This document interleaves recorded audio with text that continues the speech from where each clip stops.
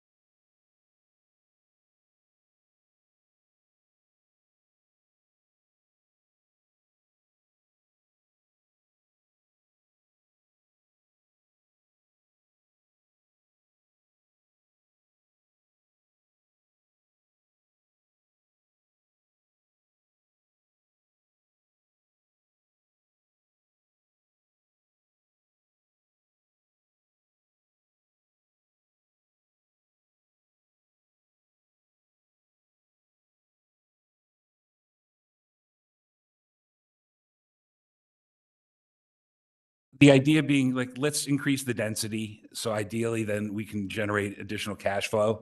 So, you know, the units that were there got shrunk down and we added more of them. And then, of course, reducing some of the elements, the design elements, removal of balconies, removal of the rooftop deck, things like that were nice, but they don't generate revenue. And at the end of the day, development is an exercise in mathematics, right? The only comment I'll make about the mural is that ODOT has strict regulations about any kind of imaging or you know, murals or advertisements within, I think it's 250 feet of an on-ramp. So I think southbound or northbound traffic on 315 would have quite a view of that, and I don't think they would allow us to do it. We might be able to do something on the east side, and Maria and I were just talking here. We did a different project. It was essentially a film over some of the windows, and it allows you to add color or design. And it kind of looked cool. We did it over on Broad Street, right next to Broad Street Presbyterian Church. We wanted to mimic sort of the stained glass they have, so we did it in our stairwell, should you ever be over there. But Maria, I don't know, do you want to talk a little bit about any differences in materiality or design elements? We really maintained the same approved materials that we had previously. We have a little bit less brick, again, due to cost. We still have Hardy on the project. Same window types. Really, it's almost the same footprint. We did have to reduce some of the footprint, but again, we tried to maintain the same quality of materials for sided architecture. So don't have any additional comments. Any questions or?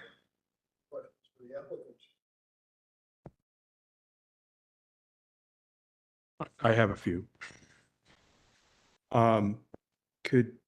So one of the changes from the previous application is that you now have residential units at grade. And that is something, I don't know if you've been following the board's deliberation on other projects that on streets like this street. We've been trying to keep that as public facing types of uses as opposed to private units coming out onto the street. If you could comment on that. We did have those previously in the submission. We had 3 units. I think now we have 5. Oh. But it must have been some time since I remember. I thought I remembered it not being residential units. I had the partial elevation. I don't know if you can go to that, Nolan. There's a weird thing, and that if you see the building, is the building stepping, the ground floor stepping? It looks, and I don't know if it's a graphic thing. This one. See how there's a shift where the 2 windows are? It does shift due to the grade. So you're stepping, I'm just trying to understand that. So isn't the slab all at the same level? The grade increases as you go up. So we had to step, I guess, the finished floor due to the grade change. So the finished floor steps also, I mean, the slab steps up at that point? Yes. I mean, why aren't the windows aligned in that elevation? That's due to the grade change. I don't understand that. Is there a ground floor slab that's all the same elevation? Or On the change? first floor, it does change. So due there's a to the grade. step in the slab at that point? Yes, because the grade changes. Okay. And that's, to me, accessibility. I've seen this before, Kim, when in downtowns where the elevation is gradually gradient, like getting slanted, if you will, down the sidewalk, in order to have ground level step in at those doors, then inside, yes, the floor on the left side would be just a little bit smaller, but there's no actual interior step, right? Because those are 2 separate units. But we're That's right. allowing for Got it. accessible entry from the sidewalk. And that's required by code. Right. Usually there's a cost of doing that stepping, and seems like it'd be cheaper just to create one slab and then pick up the grade somehow, but. Okay. I had another question about Where is it? The retaining wall in the back, it's concrete block painted. And I just was curious, so it's like 2'6" is the retaining wall, which is out of concrete, cast in place. And then you added this wood fence to the top of it. And I just wondered why you didn't just take the concrete block up another 1.5 feet. Because it's creating a really kind of weird looking wooden fence, very short. You know, I think there's an existing retaining wall there and we added the fencing for screening. So it's an existing cast in place retaining. I think we're going to replace it. We'll replace what's there, but we added the upper portion for screening. I think it's falling apart. It's not in good condition. So we in those single family homes in the northwest corner are at a completely different grade. They're much higher than our site. So the retaining wall then gets you like to the top of the grass of their backyards, if you will. And then the idea of putting the fence would be what they can see, the residents of those units. So that's a sort of just like a softer thing than looking at a concrete wall. But it's a fence that's 1'6". It's not hardly a fence. It's just like it just seems like it would be, from a design standpoint, far more, but if you're going to replace the wall, just to replace it out of concrete block all the way. I mean, it's just adding another 1'6", and then it's just clean, and seems like you have to attach the wood fence to the wall somehow. And I mean, we so you got can do anchors that. and all that. That's not a problem. So that's again, Sure. I was questioning why you're doing that. The other thing I had a question about was the tree calculation. So you've got 76 units, correct? And you need 1 tree per 10 dwelling units. So that would be like 7.6 trees. And you're providing 5. Is there a reason for that? If I'm reading the documents that were sent to us correctly. No, I think we've had conversations about that, about adding in more trees. And so I see 1, 2, 3, 4, 5, 6, 7. I see 7.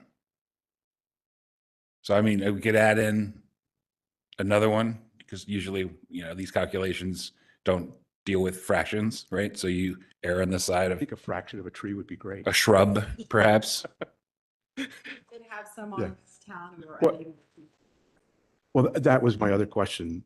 There's no street trees on West Town. Is that because you just said you can't? We don't cannot. fit? We went through the process. There are existing electrical poles. They cannot get placed underground, unfortunately. So we were unable to provide them along West Town. We are providing 2 on West Chapel. So in the previous application, at least according to the elevation, you had trees on that street. Is that something that evolved, or so the forester's been involved? Okay. The other thing about, I was noting, and we're not supposed to be talking about parking, but we are, but this is related to parking.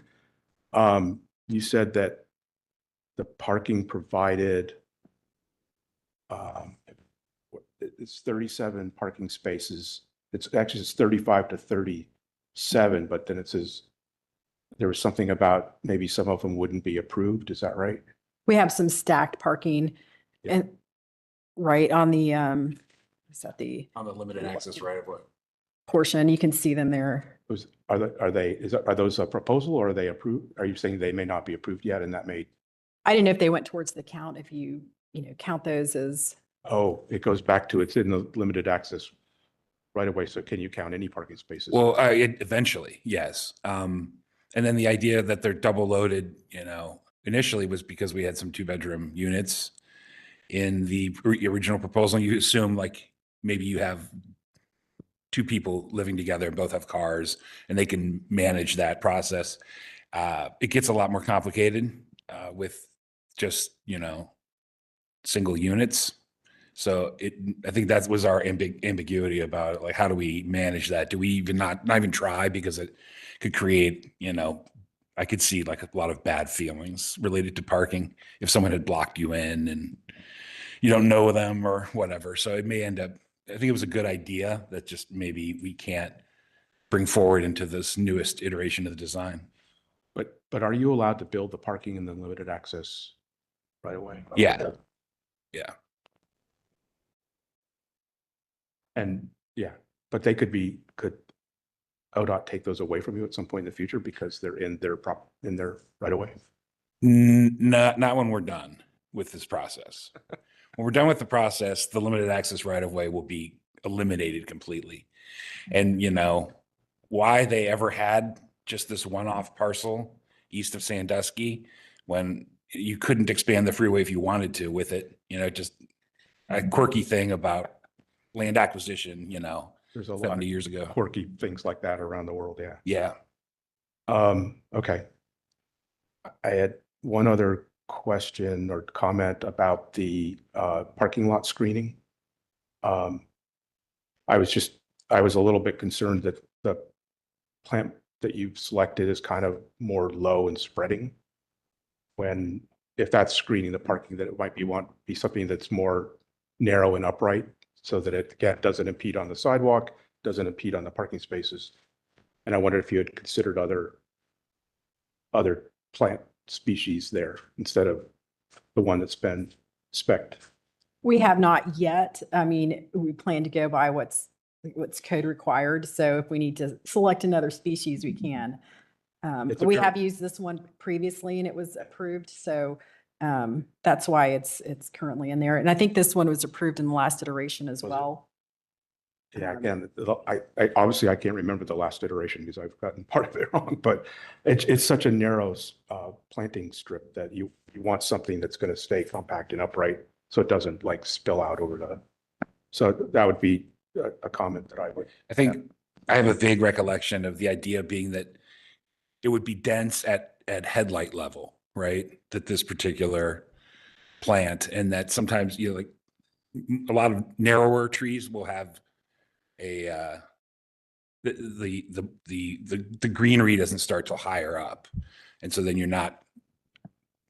I think that was I don't know. This was a discussion from 2 years ago, so I may not remember it either. Well, again, what I read, it gets 6 feet tall and 8 feet wide. So if it was 8 feet wide, it would be like twice as big as. I'm sure we can find a plant that is robust at headlight level and is tall enough to provide some reasonable screening and swap it out.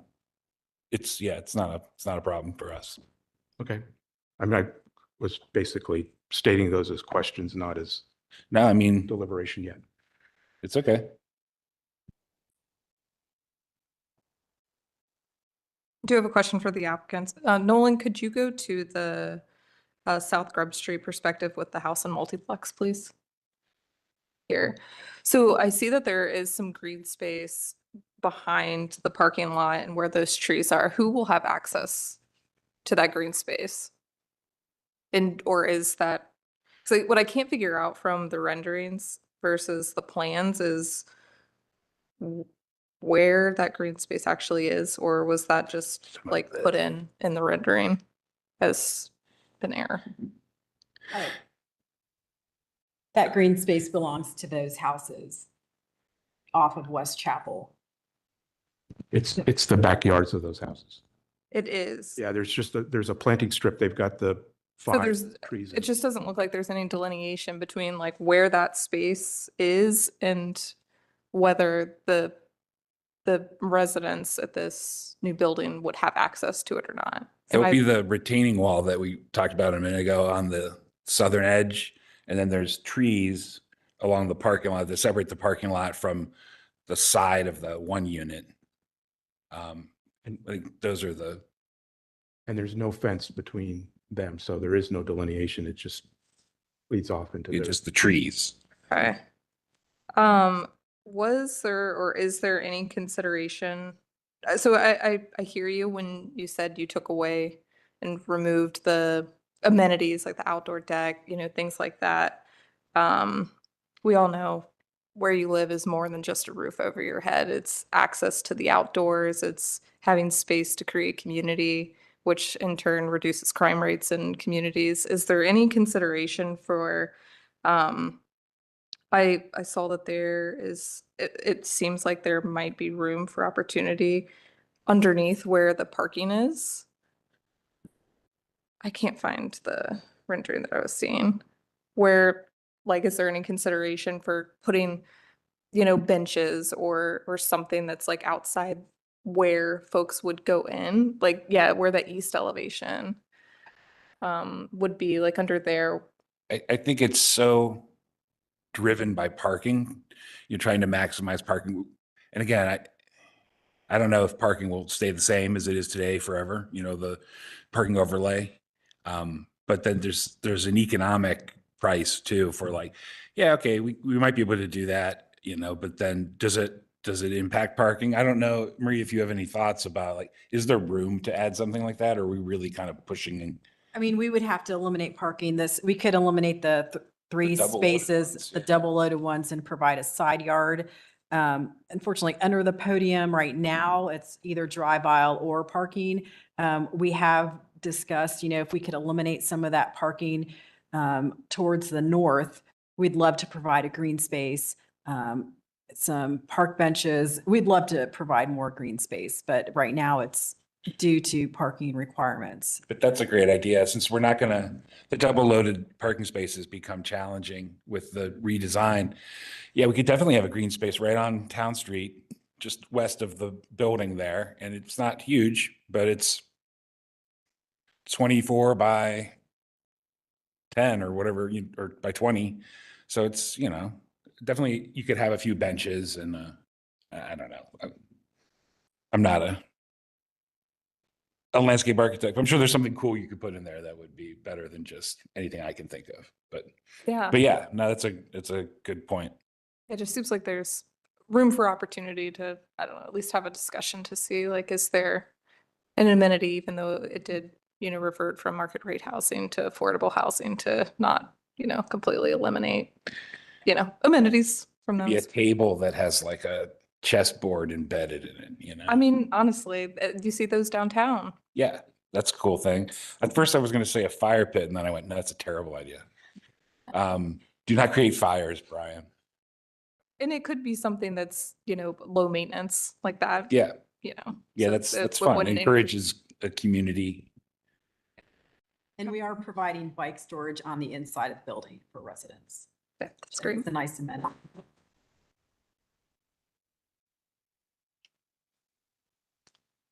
Any other questions for the applicant?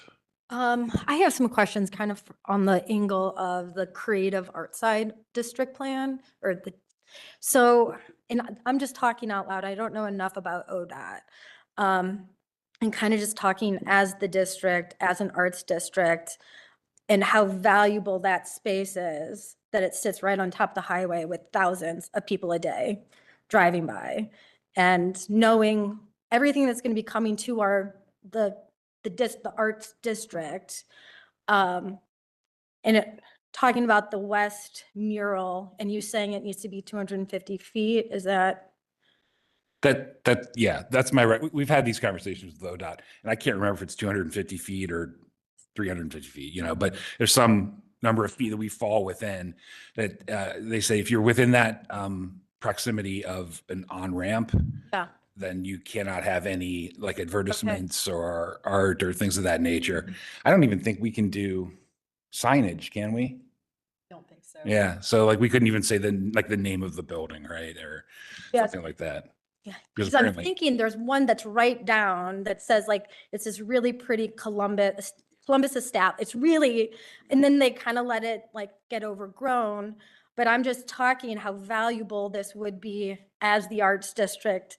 If I could even see, our Franklinton Arts District or the Board of Trade seeing value as like the welcoming into Franklin, like calling this out, being like, this is Franklinton, and someone's going, oh, that, and they sort of are let in.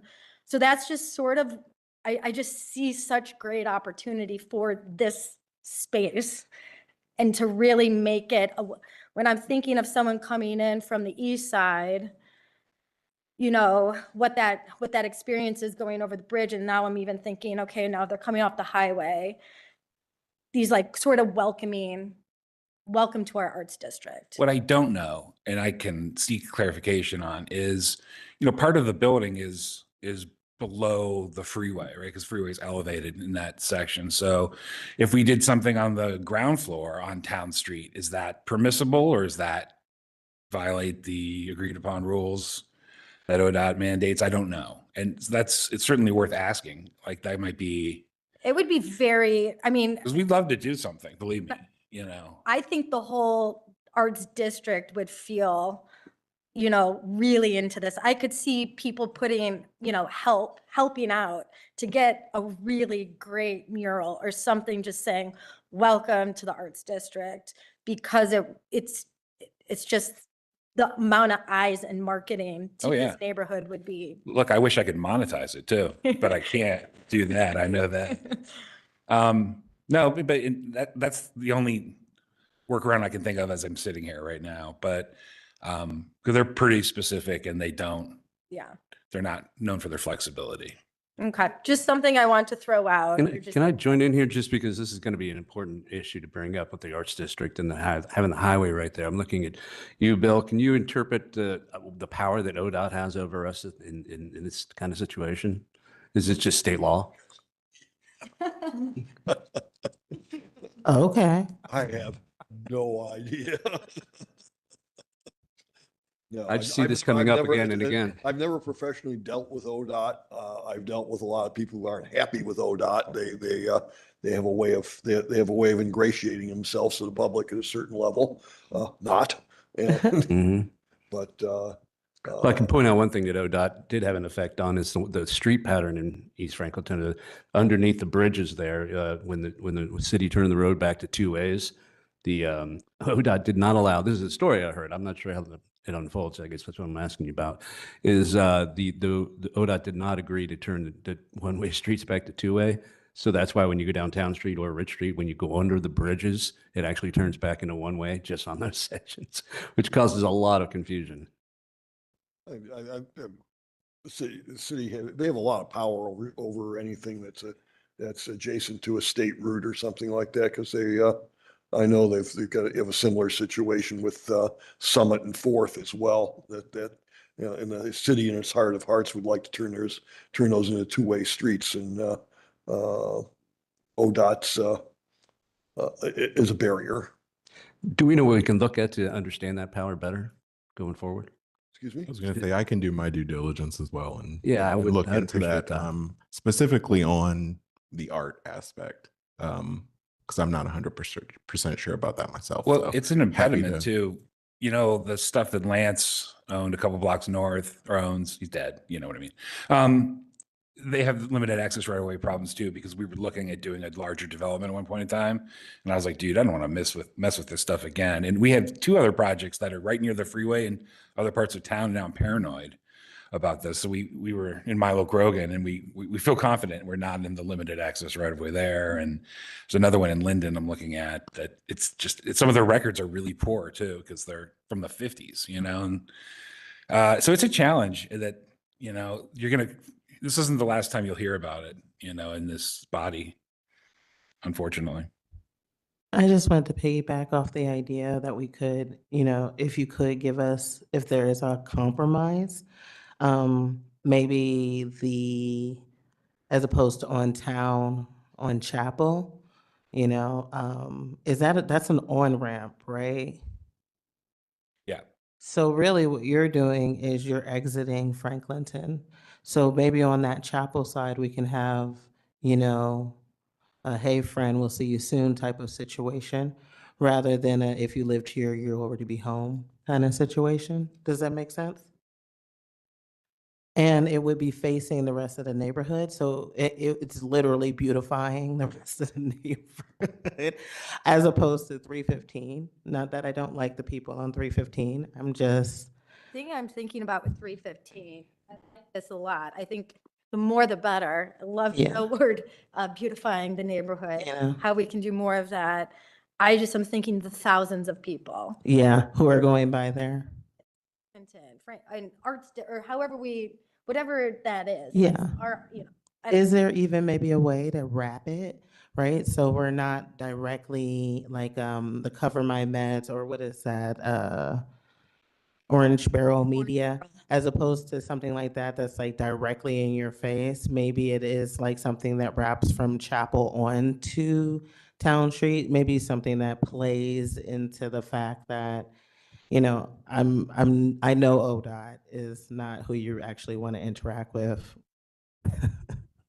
I know. I mean, you do what you got to do. Yeah, but I'm gonna go ahead and out on a limb and assume that that Chapel side is more than 250 feet from that on ramp.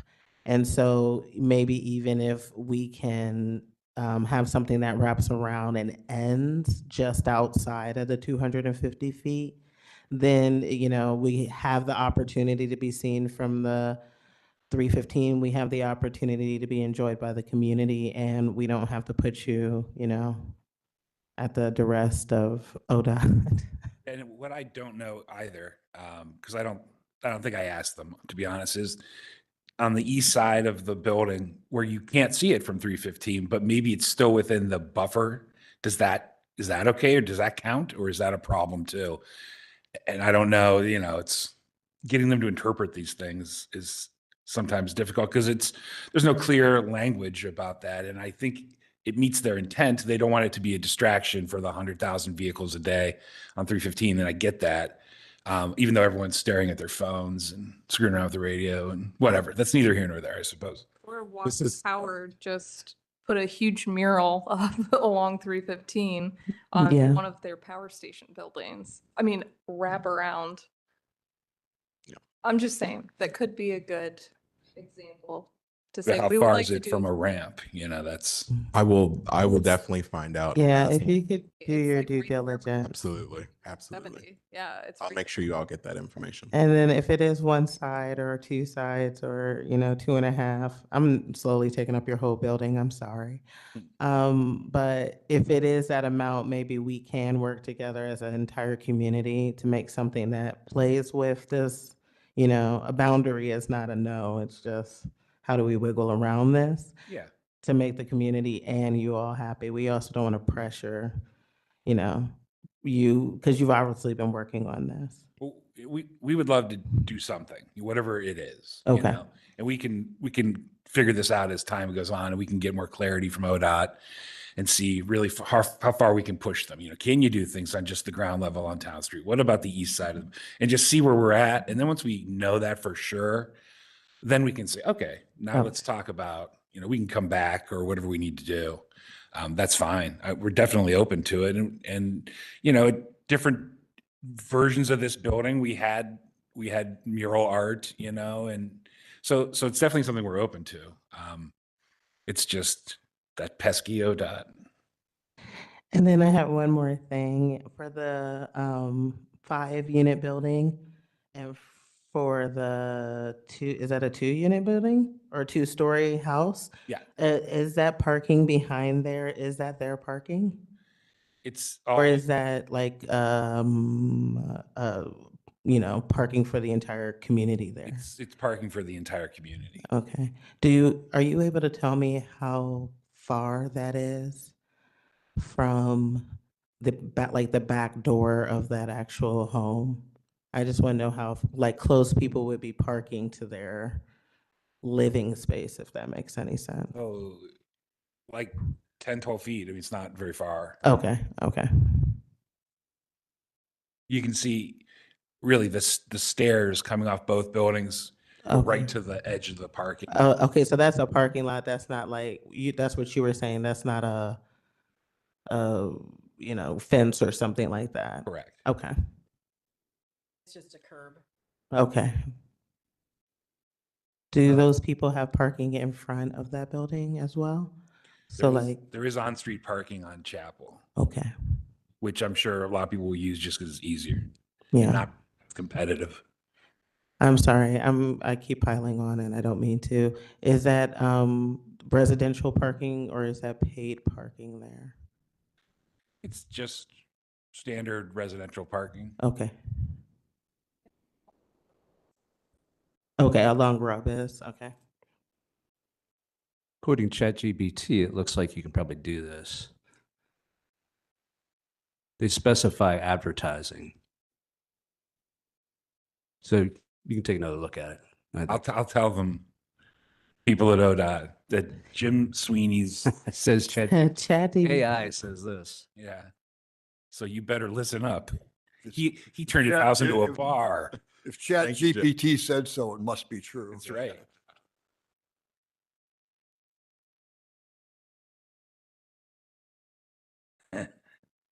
Discussion. Nolan, could you put up the slide as the comparison of the last submission versus this submission?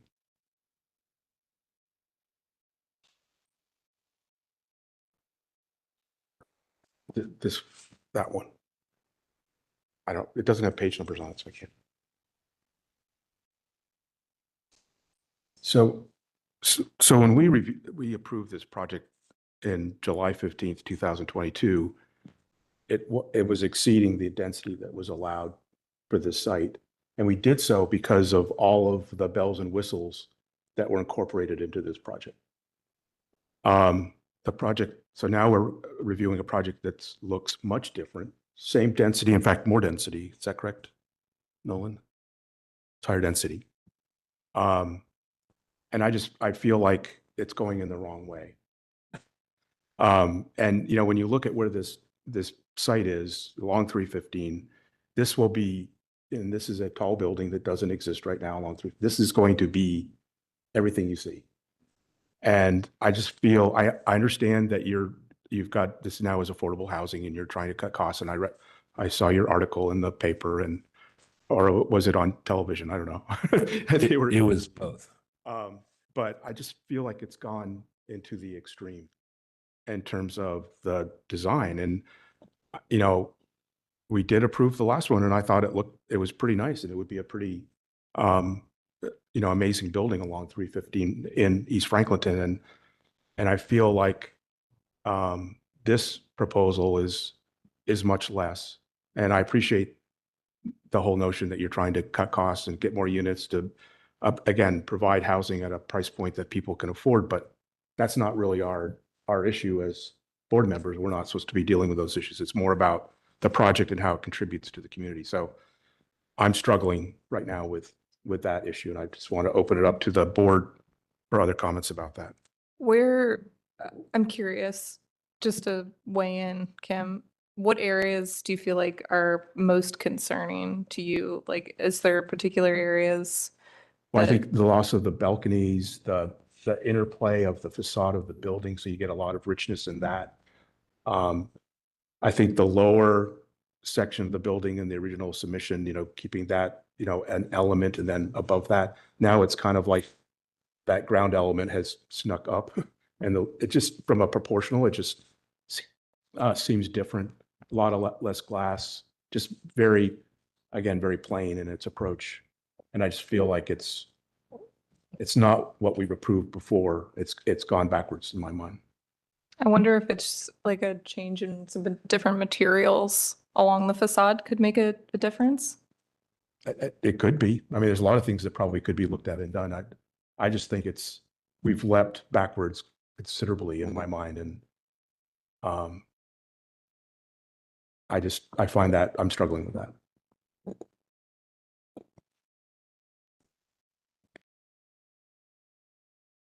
Others need to weigh in on this one because that's I gather you're I mean, not to approve it at this point. That's correct. Okay. I very much understand what you're saying. And I agree that this is sort of this very important, this is what you see off the highway. It's gets you onto Town Street, which is our exit, and we have Broad in town. And this is, I would love to, again, if it had more, when I'm thinking about the plan, when I'm thinking about kind of, again, why we're here, what we're doing as a district, this is, I absolutely love that it's affordable housing. So I commend that. But how can we mesh this is a piece, I think, like I said, if there was some type of mural that we could have to it or something for Franklinton, I would feel much better about it. Or like you said, the balconies, like there's just these pieces that I do understand what you're saying. So would you not have approved today's version in 2022? Probably not. Probably not. Again, this is a precedent setting Right. issue. And As- that's where I'm going to, is that if we're willing to give variance to density size because looks prettier, right? I think we need to be careful about doing that when it comes to well, we did it because it had the balconies or because, whatever. To my notion, those are very, these two buildings look of fairly similar quality to me, as far as I'm concerned, when it comes to building materials. I mean, they haven't degraded.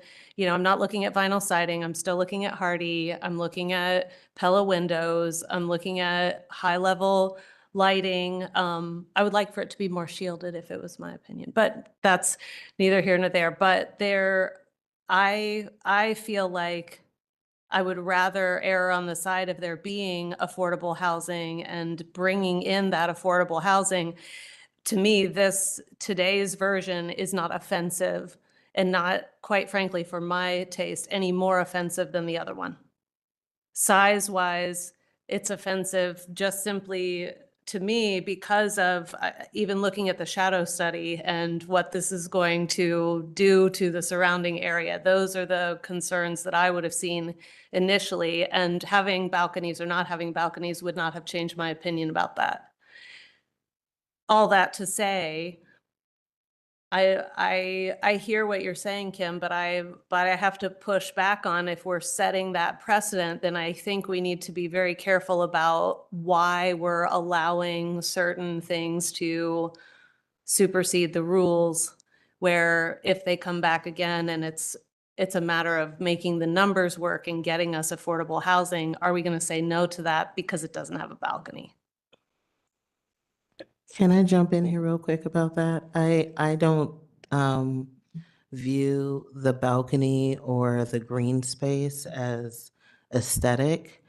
I view it as, accessibility and people's ability to be able to enjoy where they live.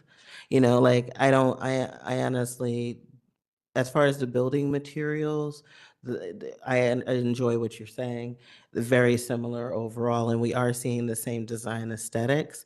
But having balconies, being able to go out of your home while being at home and not being on the street or in a alleyway, I think is a part of equity and quality of life. And while I do not necessarily believe that there's an issue with sliding on the price of the actual materials or to make this work, or even the parking situation to make this work, I do believe that taking away the opportunity for people to go outside and enjoy their community around them, enjoy where they live, not providing that doesn't mean it's not going to happen. And if it does happen, it will not happen in a aesthetically pleasing way, because we're like just leaving it up to everybody to figure themselves out. So I think we need affordable housing in Franklinton. I do agree this is a gateway kind of feature. I've driven this off ramp many, many times, and I can tell you that building is really not that visible from the highway. It sits below the highway. I think the ODOT would bend if approached properly. I trust that the developer will pursue putting a mural on there to make the building feel special and to make a better gateway for the arts district. I applaud the effort to do the affordable housing. We still need it. Is there an opportunity in the future to reinstitute your rooftop plans that were originally there, or is the structure not going to be sound to support that? I think the structure would be sound. It's just I'm not even sure logistically how it would happen, because it was on the top floor in lieu of what became units, sort of carved out a space. So since there are units there now, you'd have to get the elevator and the stairs to go to a rooftop thing that doesn't exist. And I mean, you can do it like the Smith brothers, right? Blake can do it. So, but I don't know what that cost, and it seemed horrible, like, and challenging. But so, I mean, in theory, anything is possible, but I'm not sure how cost effective it would Money, be. right? Yeah, right. That's all you need. So just to clarify, again, I wasn't like advocating for balconies and all that, but the building on the left has a certain architectural proportions to it. The window sizes, which I find much more sympathetic to East Franklinton than the ones on the right. I think the one on the right looks more like a hotel than the one on the left. And it's more about the push and pull of the building. It's the use of, it's the proportion of the materials. It's not, again, I think the materials are, I wasn't arguing about the materials, it's just how they're used. So, and the point about, it's very typical in bodies like this where if a variance is required, there's oftentimes a quid pro quo, like we're going to do something better or something, and that's why you would want to approve it. And I feel like we are giving an increase in density, and I don't think that we're getting anything back for that. And again, the affordable housing should not be part of our deliberation. That's, again, that's economics and everything. That's a different discussion. That's not what this group should be talking about, anything financial or how the building is going to be used, but how does it look? How does it fit in to this area of East Franklinton? So again, it's not about balconies. It's about how those balconies on the previous submission really helped to create a more interesting facade. And again, I think a better, image for East Franklinton, a better gateway, if you want to call it that, than the building that we're reviewing right now. Question for the applicant. Well, actually interacted really. Are there ways that you could say, tweak that design without materially adding to the expense? Are you looking at me? I'm looking. I'm at not you. an architect, so Okay. I'm not going to step into Well, that one, but. All right, well. Kim, you applicant- mentioned the windows. I mean, I would imagine we could look at a different window configuration, right? I assume you like that the windows were narrower. And yeah, clearly these are different. It's maybe more of a Maria question, like, because I can't remember, the units are smaller than we were dealing with before too, but could you, instead of doing one larger one, do two smaller ones for every large one that you see? Does that make sense? I said that poorly. Yeah, I mean, we could split them at some cost. They are narrower units. We did consider that.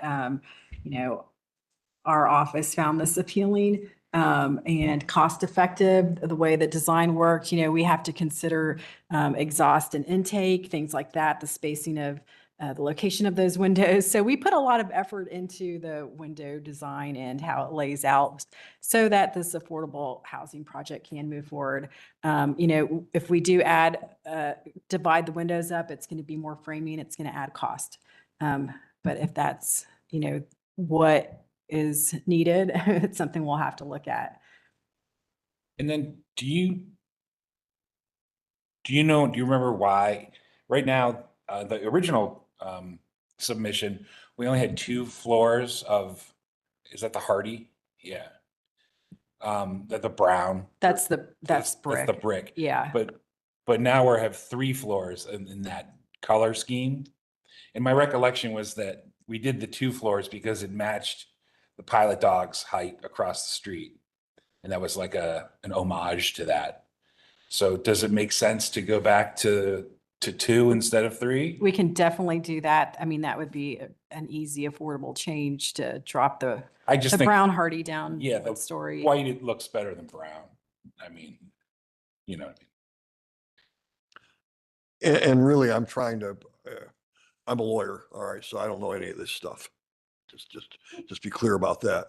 But I'm trying to assuage the design concerns without and at the same time leave you in roughly the same place in terms of your expenses, overall expense, development expenses. Does that make sense, Kim? Again, I'm just one person on this board. It's one But opinion. you and to some extent Lauren, you guys have you've raised the issue. Okay. Right, but that, I can't speak for the rest of the, Well, Board members. speak for yourself. Yeah. yeah. And again, my vote stands alone, right? So at this point, and excuse my ignorance, Nolan, but at what point have there been enough changes that it's a resubmission and not an adjustment from a previous submission? I guess that's sort of up to the board. Essentially, right now, I will actually read just what I have. You kind of raise the issue of the retaining wall. That's one thing that could potentially be in a motion.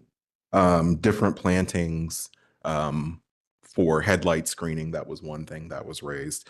Building articulation. So all of those things together, if it behooves the board, it could potentially be something that just continues to the next month.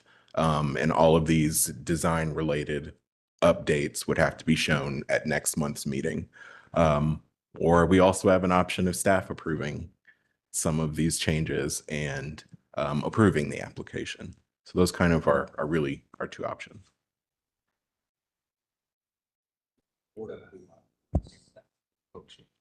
Yeah.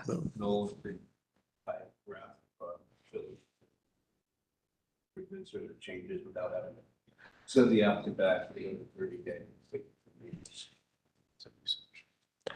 And my preference for this application, since there are quite a few changes, that it would not be staff approved.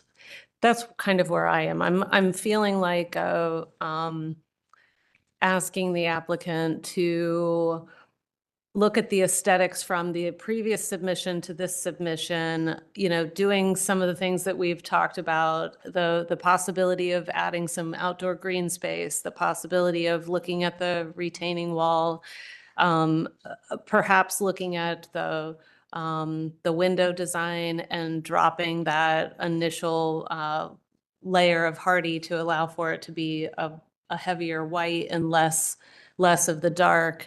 And just a consideration of any balcony spaces, anything that would give these residents some sort of, touch to the outside. I don't know if that even looks like, I lived in a loft that just had doors that actually opened and you would feel like you were outdoors when you were indoors. So, I feel like we're down the rabbit hole enough to say, can we look at these two renderings and get closer to why the variance was approved in the first place and have them come back? At this point, it sounds like we have a consensus to table and resubmit. Everybody's nodding. Okay. Can we give them, have we given them enough Specifics. Guidance. specifics? Yes. You all feel like you have enough to feel the direction that Well, we're gonna have. the board is leaning? And also, I'm able to summarize our comments here as well, and I'll make sure those get sent out at least by Friday. Yeah, I think the answer is yes. All right. I'll need a motion. This would essentially just be a motion to continue the application to next month. So moved. I make a motion to continue the application. I second. Been moved and seconded to continue the application. Nolan, call the roll, please. Mr. Fergus, Approve. Mr. Way, Yes. Ms. Crawley, Yes. Ms. Schmidt, Approve. Ms. Benner, Approve. Mr. Sweeney, Approve. and Ms. Hamilton. Thank you. All right. Thank you. Hopefully see you next month. Okay. Yes. Okay.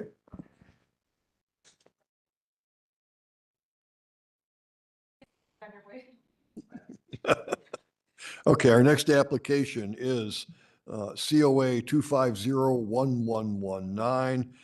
Address is 254 South Grub Street. The owner is 254 South Grub Street LLC, and the applicant is Guy Allison. Nolan, staff report, please. Thank you. Right, the previous application requested a change of use from residential to business. The applicant proposed to maintain the current square footage and garage space. The proposal included new exterior roof egress stair, new rooftop access covering with paneling to conform to existing, covering up paneling to conform to existing, and new windows with lintel openings to conform to existing elevations, and lastly, a new employee side entrance. The applicant is returning for a design modification and removal of the exterior stairwell. Oops, let me move to our new application. There we go. The application was approved at the June 2025 EFRB meeting and included the following staff approvable conditions: replacement of the chain link fencing with more appropriate material, and to provide additional screening and fencing along the north property line. The applicant has satisfied these conditions in the application. Additionally, the only major change in the design is the elimination of the exterior staircase and a reduction in size of the rooftop patio. The application is generally consistent with the recommendations of the East Franklinton plan. The plan permits office uses under 5,000 square feet at this location, and the proposed plan is consistent with the 5,000 square foot recommendation. Staff note that the rooftop patio does not count as building square footage. As additionally noted by staff, the rooftop patio will be for business use and limited engagement events. Staff recommends approval of the application as submitted. Thank you. Any questions for the staff?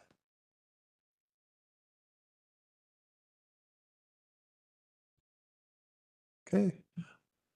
Applicant, state your name for record, please. And you swear or affirm that the testimony you're about to give will be true and accurate to the best of your knowledge and belief? Okay. Floor is yours. You have a microphone there. Turn and go ahead and turn it on. There you go. Yeah, so we've got this return application. We had to make some modifications just due to some life safety issues in the sense of the firewall. It's got a wood addition.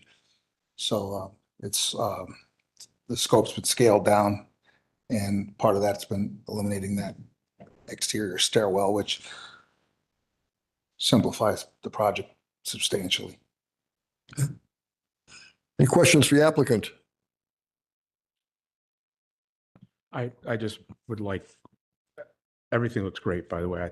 The proposed, I think you made some great improvements, but I just wanted to confirm on the west elevation, Nolan, if you could pull that up. So to the left, you have extended a wall across there?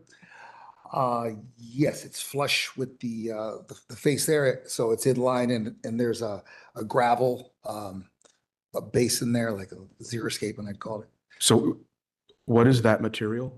We're going to try to mimic the mooring panel before. It's a Okay. perforated. It's a real premium, but we're hoping to get it. And then that ties into another fence material, is that correct? Yes, that'll be more conventional, just the kind of You called it, contemporary wood plank. yeah, it's a wood plank, yeah, okay. But It didn't, I wasn't clear that it changed at that one edge. It looked like, yeah. Yep. Thank you. Any other questions?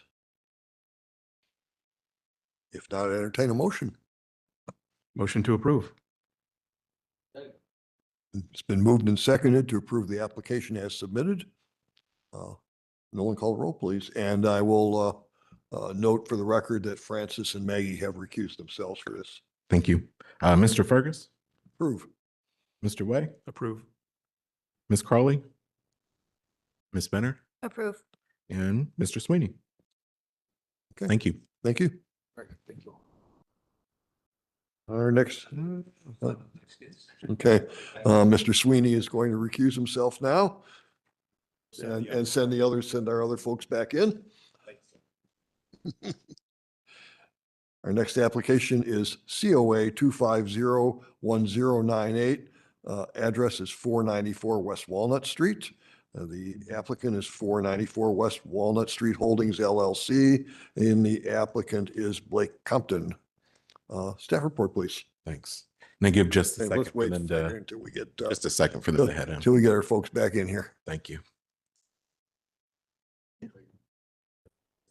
Art strategy book. Oh, wow. Thank you. I appreciate I that. had the unveiling earlier, so. Thank I you. was like, he probably wants one of those. Absolutely. That's great. Thank you.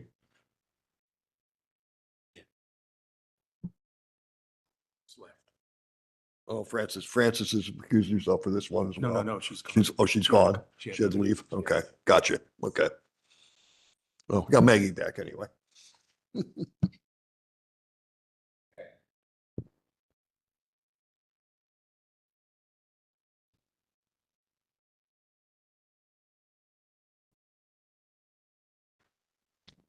All right, 494 West Walnut Street. The applicant is requesting review and action for exterior building alterations and a change in use to a bar and restaurant type space with additional seating on the second floor. The current proposal includes the following: painted wood lap siding and wood trim painted black and red respectively, new concrete ADA curb ramp to street level from West Walnut Street, the addition of a 6-foot wood privacy fence near the rear. Existing shade tree in the rear yard will remain. Fenced-in concrete patio with a walk-off rear deck and a 6-foot wood screen dumpster and mechanical enclosures. The submission includes site plans, elevations, existing condition photos, and material specification cut sheets. The project was originally approved by the board in July 2023. The original project proposed converting an existing single-family home into a mixed-use building with an eating and drinking establishment on the first floor and one single dwelling unit on the second. The updated design will eliminate the second floor unit and instead use the space for additional restaurant and bar seating. The proposal is generally consistent with the East Franklinton plan, and code permits the proposed uses. The plan recommends historic buildings be preserved to the greatest extent possible and that ADA accessibility be provided. The applicant is repurposing a historic home in the neighborhood and proposing an entrance ramp on the south elevation to make the establishment accessible from the street. Further, the East Franklinton plan recommends screening around ground-mounted mechanical and to use landscape to provide aesthetic appeal and environmental benefits. Finally, the plan recommends the incorporation of SEPTED principles to create a safer environment. The proposed front gathering area and drink rail increases the number of eyes on the street. The proposal is consistent with these guidelines. Staff recommend approval of this application with the condition that the applicant add bicycle parking either along Walnut or the adjacent alley. The applicant should return separately for approval of graphics and landscaping, if applicable. Thank you. Any questions for staff?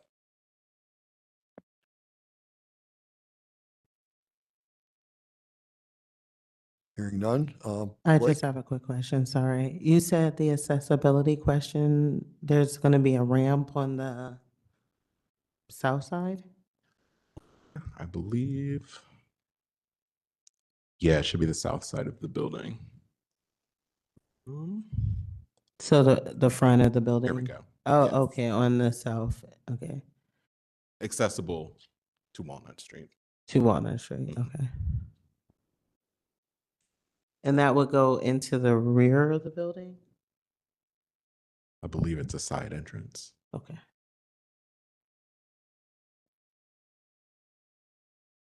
Oh, and I'm confused. Sure. Is this the application we're reviewing?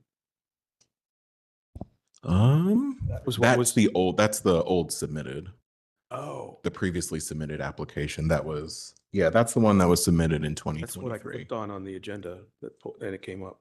Oh, I had to update. You must not have gotten that email. There was an update with all of the materials and Okay. It's the, let's try it again later. the green building Oh. was previously approved. I suggest we swear in Mr. Compton Sure. and let him chime in. Yeah. State your name for record, please. Blake Compton. And you swear or affirm that the testimony you're about to give will be true and accurate to the best of your knowledge and belief. I do. Okay. And now you may chime in. Awesome. Yeah. So for those of you that were here in July of 2023, this was actually my first presentation on the Walnut Street vision. At the time we were kind of moving Sweeney's forward with this one, and the goal was to have a big green spaceship back then, and continue to try to not lose the density of the single family house. And a couple of things have been learned since that moment. One, the cost of this construction for this project as presented in 2023 is more substantial than the Good Land project, which was 2 houses and an addition. So it was not economically feasible, especially in the rent that we would have to get to make it sense. Secondly, the requirement of a sprinkler system at the time was thought only for the residential use, and it was going to be a limited use. After building code review, we were required to sprinkler the whole building, and square footage alone just made that infeasible outside of cost. And so, at the moment, we did get a permit approved last year and removing the residential component. But all of that was to say without a tenant at the helm. And I'm excited to say I have a letter of intent signed with a new concept that's as much as I can get into it, it's a Japanese focused small plates whiskey bar. This concept is around their use. So we scaled the project back, but really we aligned it with what we're doing down the street with all the other projects. So this was going to be that kind of like I said, the green spaceship originally that kind of stood out. And I always thought about sitting at one line, you look down Walnut Street and you go, what the heck is that? And it gets you over there. Now we know Sweeney's is getting you over there. Good Land's going to get you over there. So we are aligning the kind of historic materials with what we're doing on the rest of the street and kind of calibrating to that. So the project is a little smaller. And because we got rid of the residential, we no longer had to provide the parking space. And so we wanted to capture the backyard.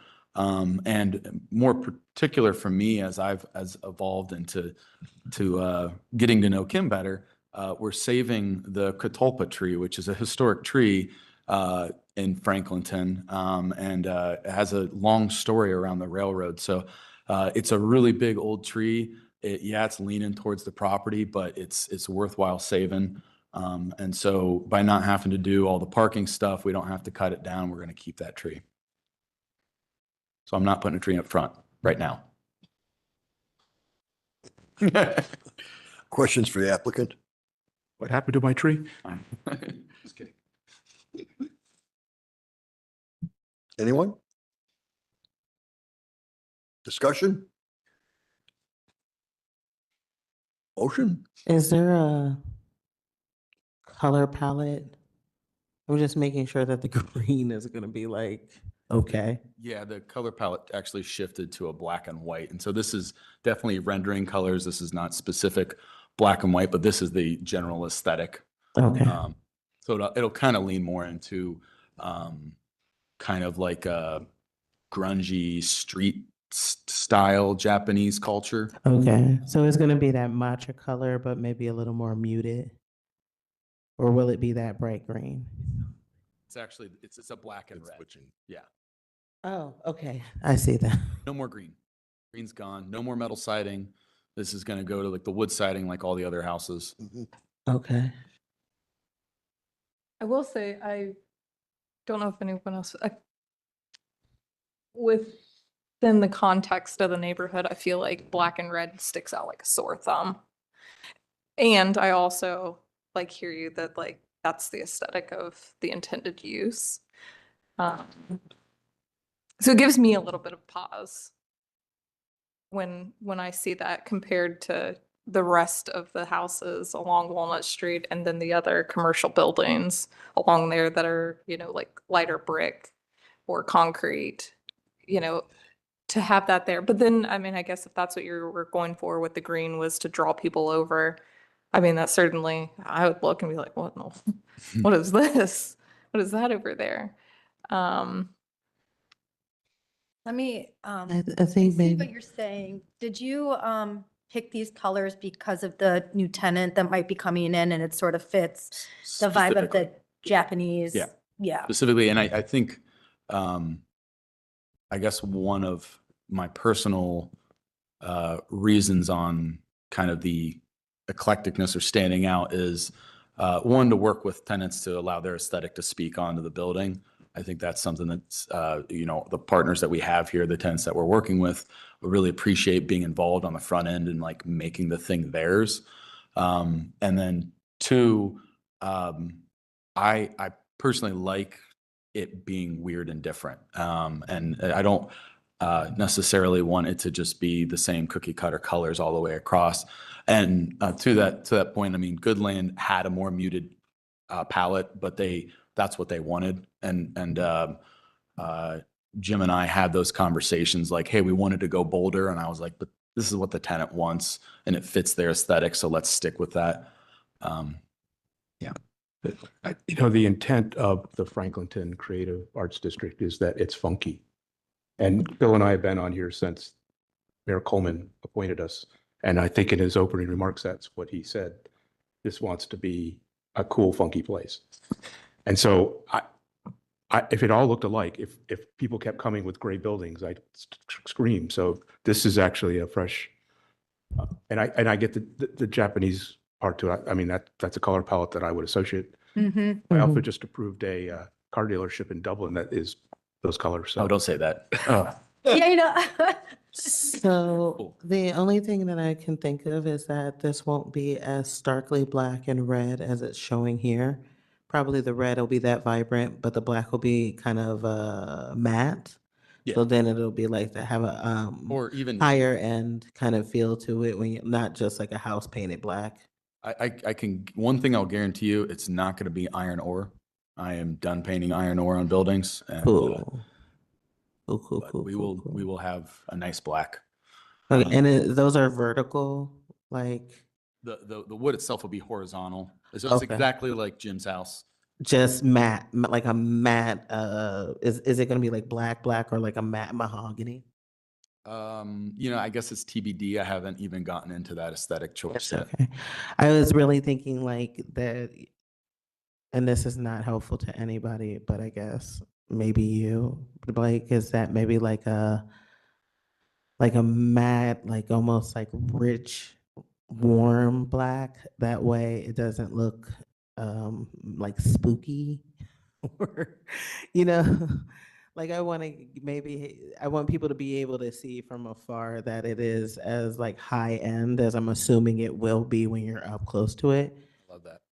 And I'll also comment that, the intent, as you look into the alley side of the square footage, if we've got large square footage of wall, it's going to receive a mural at some point. So, I think that's important to note. It's not in the plans right now, but I mean, I input murals on all of my buildings right now. Let me ask this question. Would you pick this color palette if it was a different business that was coming in? Or was this, This is specific to the business's direction, Okay. brand. does that, I mean, I don't know enough about, let's say someone else moves in at some other We could future repaint it. time. That's just it's Yeah, an we could easy repaint it type for of. sure. Yeah, okay. Yeah.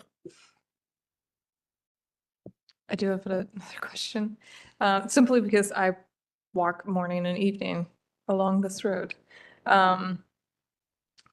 Any consideration to lighting on the side in that alley? I often feel like it's quite dark and ominous along that alley. I don't. It is, and right now we don't show any wall sconces, and I would love to put some there. So I think that alley needs to be lit up. And it has beautiful murals on the other building. Yeah, That's absolutely. critical. Yeah. Yeah. And then are your plans to come back for landscaping later? Not currently. I'm showing some front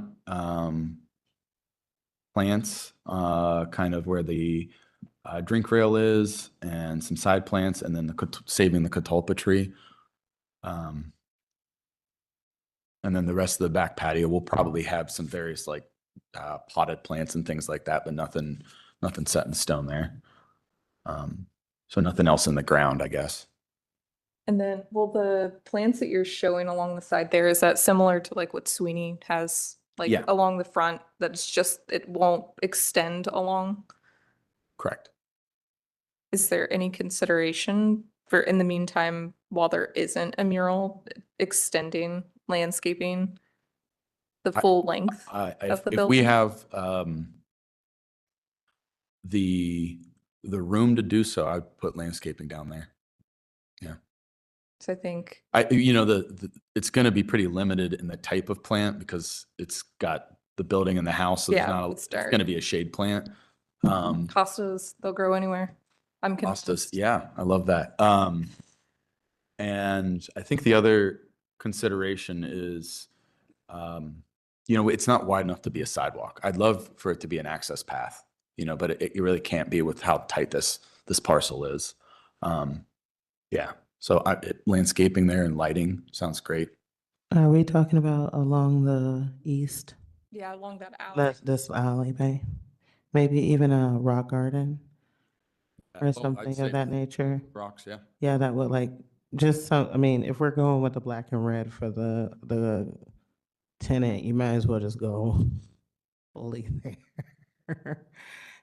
And then whatever, like, then it can be identifiable as outdoor, because it's along the aesthetic of the restaurant itself. Is the intended use out front to be like additional seating? Yeah, and while I haven't gotten to this point with the tenant, I'm strongly pushing for the food concept to be something where people can come and just get food to go. And so thinking about if someone's ordering food and just waiting or eating and maybe not sitting down at the bar, having a full service experience, they can just get food and be out there and keep the street lively. Okay. And then you'll come back for signage? Correct. Okay. Yeah. Okay. I think that's all I have. Any other questions for the applicant? No, before I ask for a motion, you had a condition, the staff recommended a condition. What was that? Yeah, just bicycle parking. Excuse me? Bicycle parking. Okay, bicycle parking. Yep. Okay. I think the applicant has If I may. Sure. Per the special parking arrangement, which I know is probably going to change here right after me, but we were going to, based on the site restrictions and conditions, going to be not currently providing bicycle parking and paying the in lieu of fee. Okay. So I just want to put that out there. And then when he comes up here and says different things, we'll learn new stuff. But for right now, that's where we're at. If I can provide bicycle parking, I will. I'm just right now, I'm acknowledging we'll pay the fee. Gotcha. Thank you. Mhm. Okay. I'd entertain a motion at this time. motion to approve Second. with a bicycle. Yes. Staff approvable? I was going to say there were a few, I believe, things that Yeah, Aggie that mentioned was- about wall sconces on the alley, and potential landscaping along that alley too, if possible. Okay, do you want the staff approvable? Okay. Okay. Thank you. Say parking with bicycle parking, I gather, staff approvable? Yeah. Okay. So it's been moved and seconded. Let's see if we can rehash that motion now. Okay. Did we, You want, was there an actual motion? well, I started he started. it and we Okay. added on. It We kinda- added those it and kinda everybody's got- okay with kinda got those? added on and added on Okay. there, yeah. Okay. And he approves the add-on. Gotcha. And So I have the And I'm wall. seconding the motion as added on. Perfect. Okay. Thank you. So. if Mr. you can Farkas? Can you reiterate the Oh, motion? yes. Yeah. The motion to approve the application with the staff approvable condition that wall sconces be added to the alley. And I'll discuss with you if there's a potential for landscaping along the alley as well. And the bicycle parking. Okay, very good. Thank you. Thanks. All right. Mr. Fergus, Approve. Mr. Way, Approve. Ms. Crawley, Approved. Ms. Schmidt? Approve. Sorry. And Ms. Benner? Approve. Thank you. He's like, thank you, Thank you. guys. Wait a minute. Okay. All right, we have new business, special parking area policy update. Mr. Goodwin. I think he's on his way in. Yeah.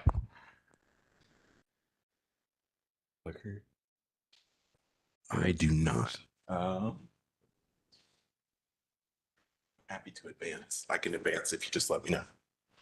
You have to swear this guy in. Hmm? You have to swear this guy in. I don't think, do I have to swear him in? Say it again. Is he to be sworn? He's not a witness, is he? No, No. I don't believe so. Yeah, no.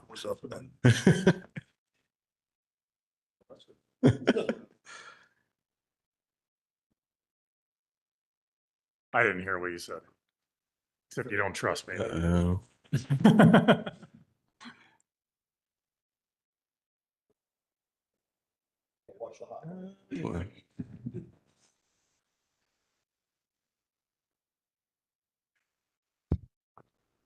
You ready Yeah, for me? go for All it. right. Good afternoon. I'm Justin Goodwin, Administrator for the Division of Mobility and Parking Services in the Department of Public Service. We've had a couple of conversations already today about parking, and special parking areas come up in recent EFRB meetings as well.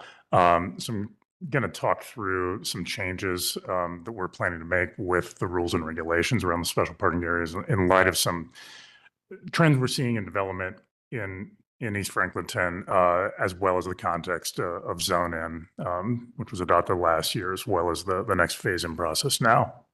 We can go to the next. And I know you're all familiar with the special parking area, but just a little refresher for all of us. So it was established, in city code, the East Franklinton SPA specifically in 2021, modeled on the Short North special parking area. So those are the two special parking areas. Technically, downtown in code is a special parking area, but East Franklinton and Short North are treated more similarly and quite different from downtown. And this was originally a recommendation of our 2019 strategic parking plan.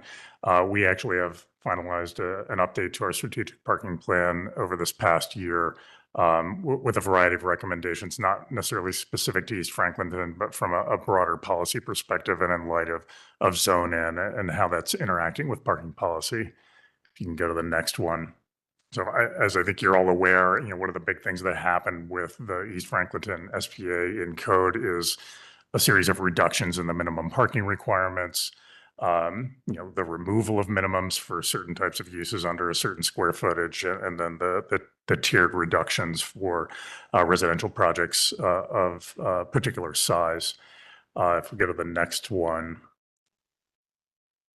And also what this section of code does is authorizes the Director of Public Service to establish rules and regulations. So that goes into more detail of how we actually administer the SPA.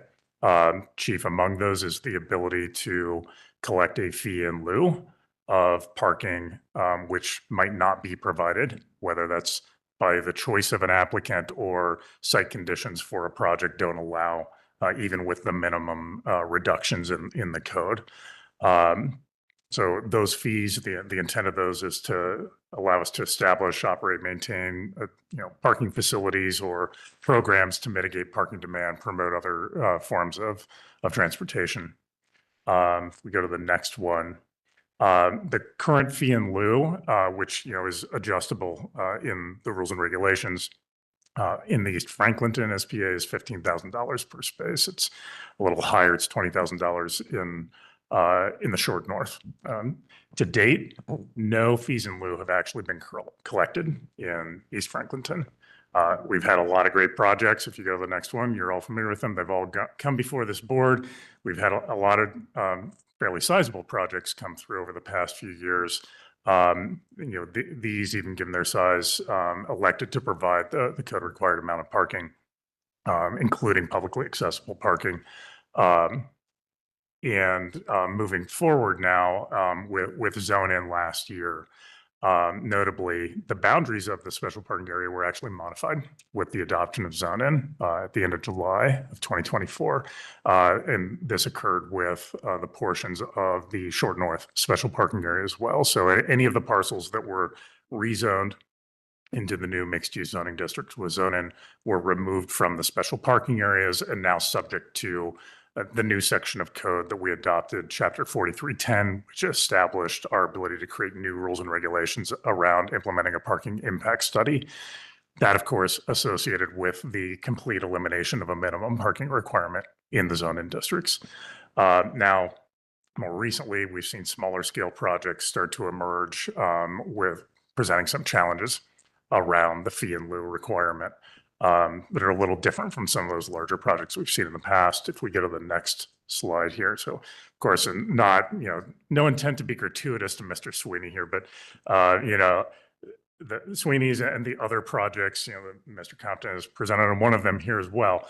I think obviously one of the intents of the East Franklinton plan has been to encourage the adaptive reuse, historic reuse, maintaining some of that historic residential scale.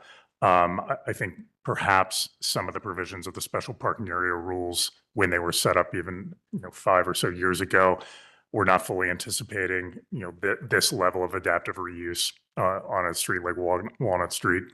And you'll all recall it was just at the last meeting, I believe, that Mr. Compton brought forward a few of these projects for support of a waiver, which we were also supportive of.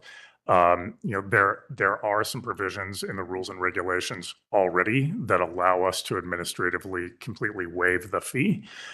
We felt that this sort of fell in a gray area. The rules specify institutional uses, cultural uses, affordable housing, but not specifically adaptive reuse, historic preservation. So that's why we wanted to just make sure, are we all kind of on the same page about how we're interpreting this? So, that's a recent waiver that has happened for a relatively small number of potential parking spaces. If we go to the next slide, and then, of course, we have some current projects under consideration. One of them also started the agenda here this evening, the 640 West Town Street project, which would be subject to a waiver as well. Now that one would fall within that clear provision for a waiver to an affordable housing project. So we haven't received a formal waiver request, but that would be the direction that is going. Also, the 511 West Town Street, just behind the Walnut Street projects, we actually have received a formal waiver. Now, it's only for 3 parking spaces. It's a 75 unit project. It's providing 72 parking spaces. But technically, this isn't an affordable housing project, so it doesn't meet that strict language in the current rules.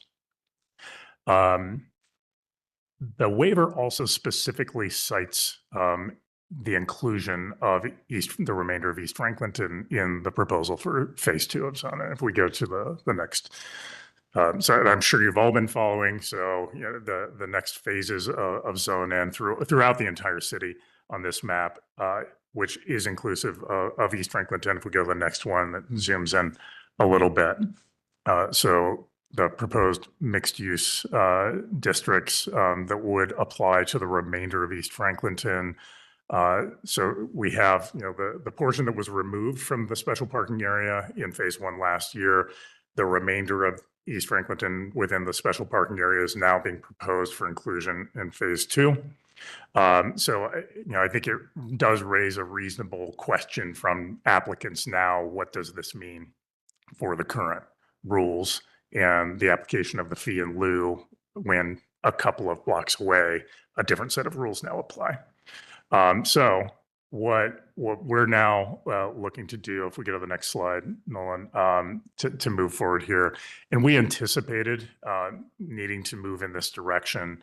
We're just seeing, what we don't want to be in a situation of is we have a recurring series of waiver requests that we didn't originally anticipate, and trying to get to a point where we have a consistent application of review procedures.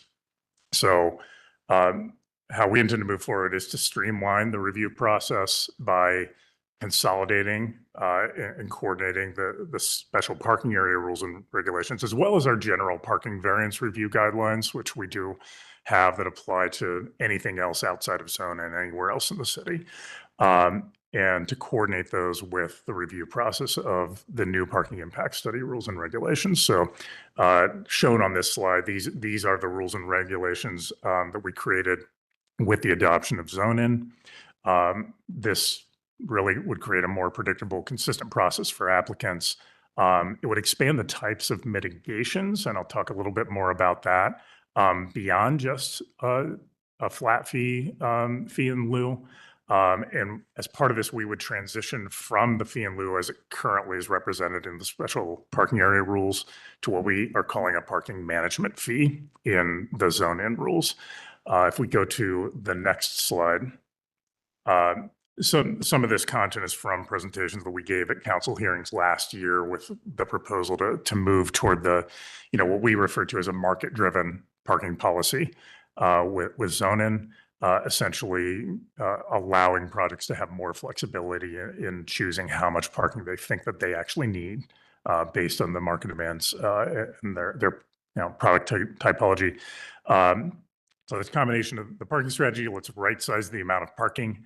Let's not over require parking for projects that don't need it, but we also want to support walkability, transit, other forms of transportation. So building those elements into our review of projects and promoting those modes through how we think about mitigating impacts on surrounding residential parking needs and streets. If we go to the next slide.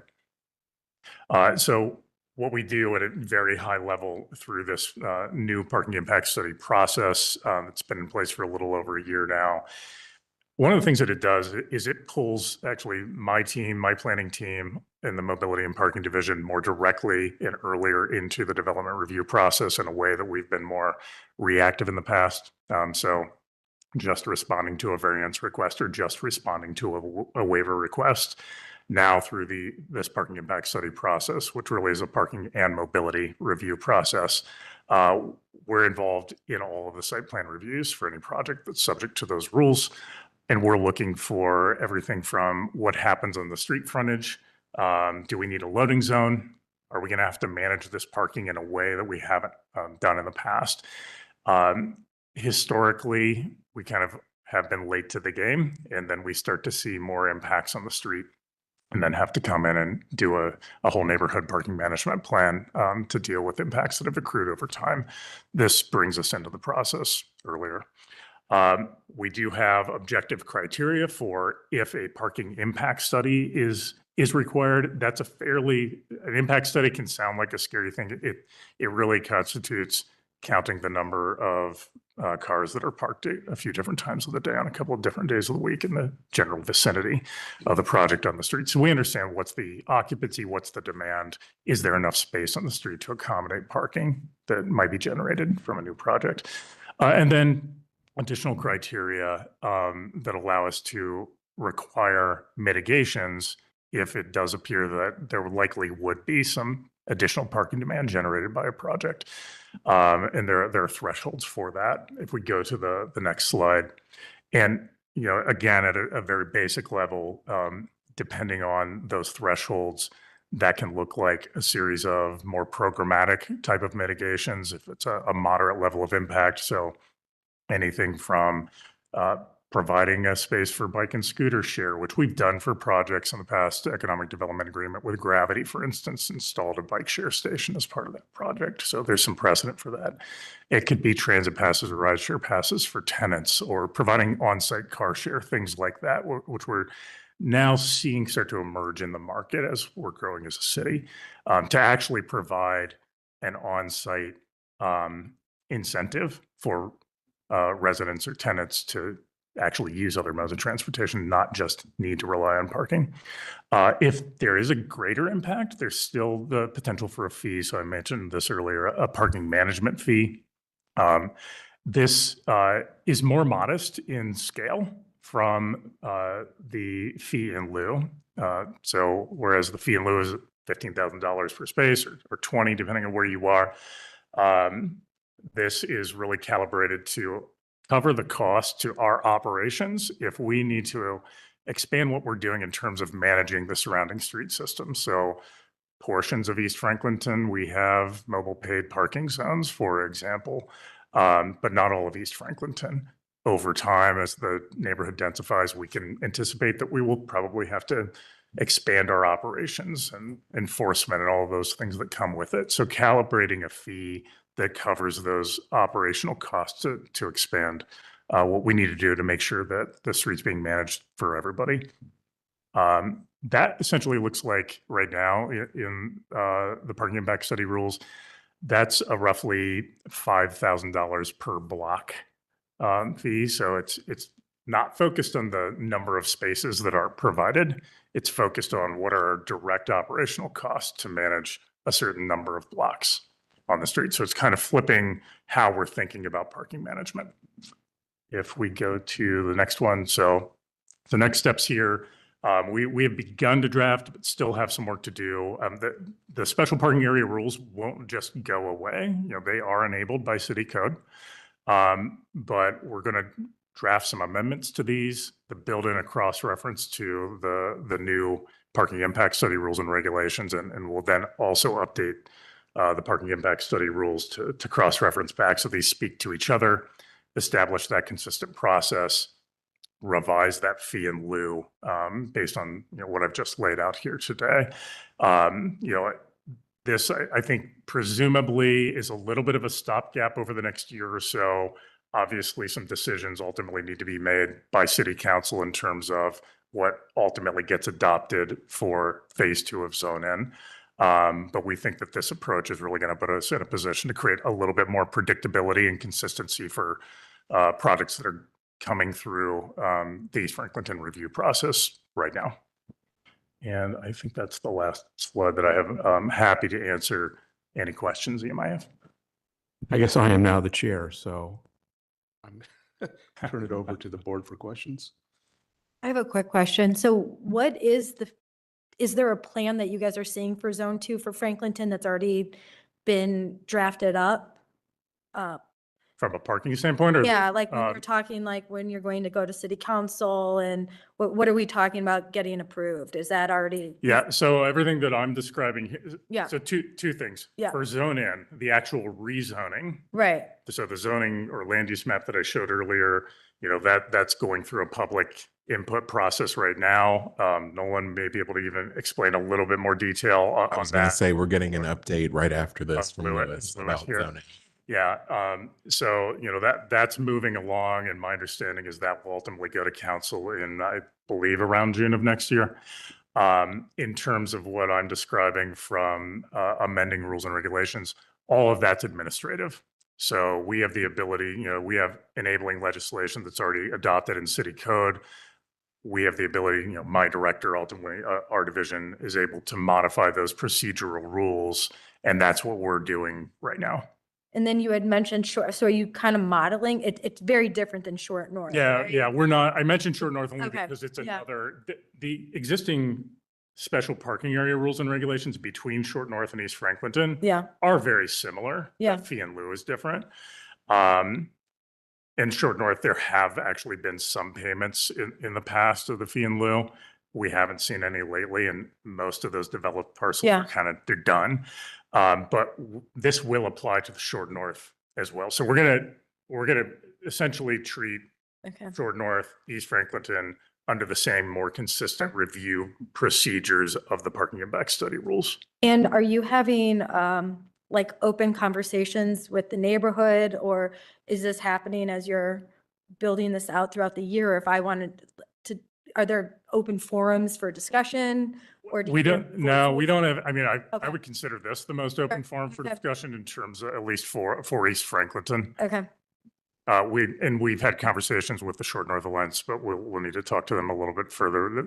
Okay. Given the recent projects here, this really has kind of led us to act now, so that we can resolve some of these questions around how do we apply Sure. the fee in lieu and the waiver. Knowing we don't have an alliance in Franklinton, so then are your main conversations and happening with the Franklinton Board of Trade and like Franklinton Arts District and the Franklinton Development. Yeah, and I have had just sort of an informal conversation Okay. with Trent Smith. Sure. And Okay. it's a good call out to, make Yeah. sure that they're aware of this as well. Okay. Okay. Thank you. So help me understand how this is different now exactly from the fee and lieu. Is it a $5, you said a block charge, a $5,000 block? Well, I will clarify for Mr. Compton, the bike parking, that will still be $15,000 for a bike. I'm just kidding. That's a pretty modest. 20. I'm sorry. No, so I mean, the fee and lieu is easy to understand. It's $15,000 for every space that you're required to provide that you don't provide. In this case, how does it work? Yeah, so without getting too far into the numbers, there, as I noted, there are what we do is look at what's the likely impact of additional parking spilling over onto the street. Say if a project chooses to provide zero parking or substantially reduced from what the code actually requires. So if a project is going through the process and meeting the current special parking area, minimum parking requirements, you just proceed as you would. We have thresholds that are triggered. If it's below that minimum, that may actually trigger the need to do that study of how much parking is actually being used or is available on the surrounding streets.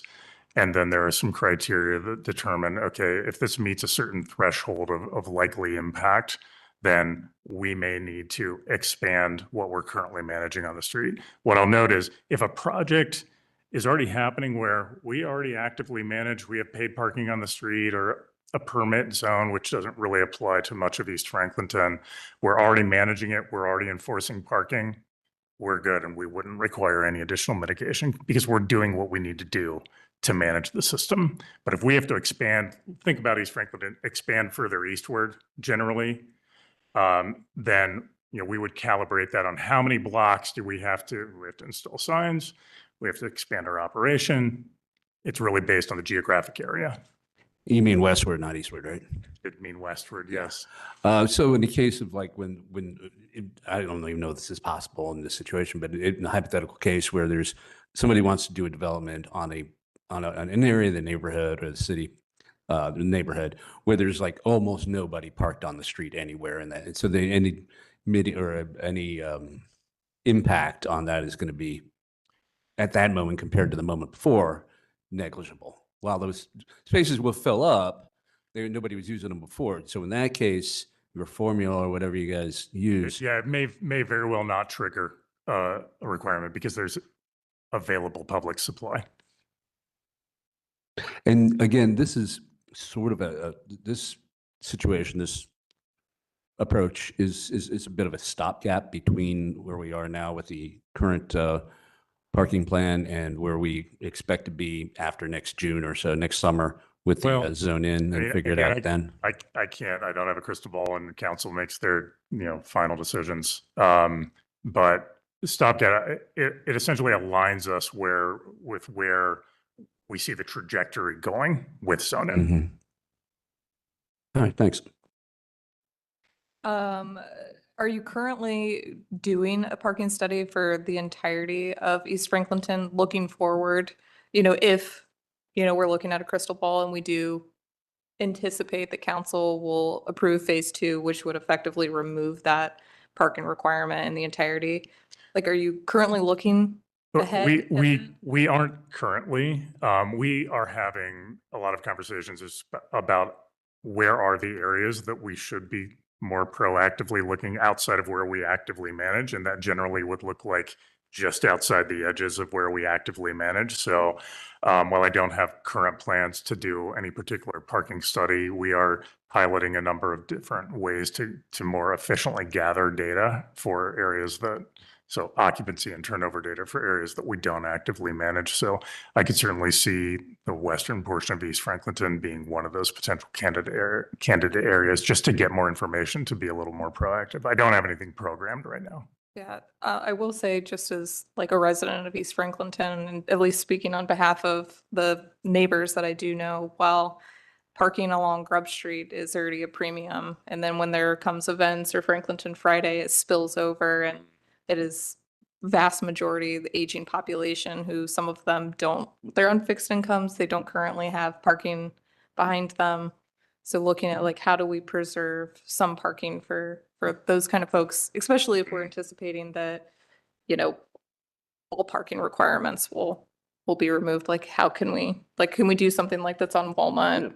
Yeah, permitting. Mhm. Just like thinking ahead. No, about that, that is- yeah, I appreciate that, that sort of nuanced context, things to be aware of as we do see the demands continue to increase, the pressures increase, yeah. Yeah, absolutely. Mhm. So Justin, as far as this board's concerned, though, we no longer are in charge of parking or making decisions about parking. It's still all coming through. It is an administrative action, yeah. Right. Mhm. So when we review stuff, we're not weighing in on parking like we aren't now, other than today. That was a land use issue, not a parking issue. Yeah. Okay. Any other questions? Can I just ask one more question again? Because I am kind of piggybacking off of what you're saying, because there's a lot of nuances in the neighborhood. When you're in it, Yeah. you're a business there, when you have large events, and we know that there's even going to be more coming. So I am interested. So if you're doing it sort of not hearing the voices or doing a study, and it's really setting us up for the future. This is a really, I think, important thing, especially in Columbus, that I don't know how to communicate that, but there's a lot of nuances in Franklinton. Oh, absolutely. As you know, I'm well I familiar know, with I'll Franklinton, just yeah, leave yeah. on that note, just letting you know, Yeah. if I would love to be able to, or someone in our neighborhood to have different representation, from developers to small business owners to residents, to be able to kind of sit in a focus group or some type of table to express what it's like in the neighborhood. I would absolutely be open to those conversations. Any information that can help to supplement, what people are experiencing compared to what we see in the data. What I will say is this process really is intended to allow us to be more proactive in a way that we haven't in the past. But I appreciate that insight as well. I just want to make sure I understand. Essentially, there was a process in place, but that process did not actually create the dividends, if you will. Nobody paid those fees.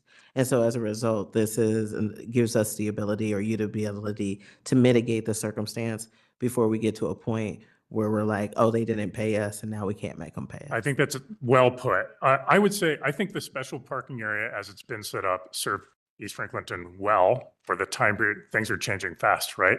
So they could serve well. It got a lot of parking built that needed to be built at that point in time. And now we're entering a period where we need to be a little bit more surgical in how we manage some of the impacts. And also, frankly, one of our primary goals with zoning was to remove parking as a barrier to development and housing production.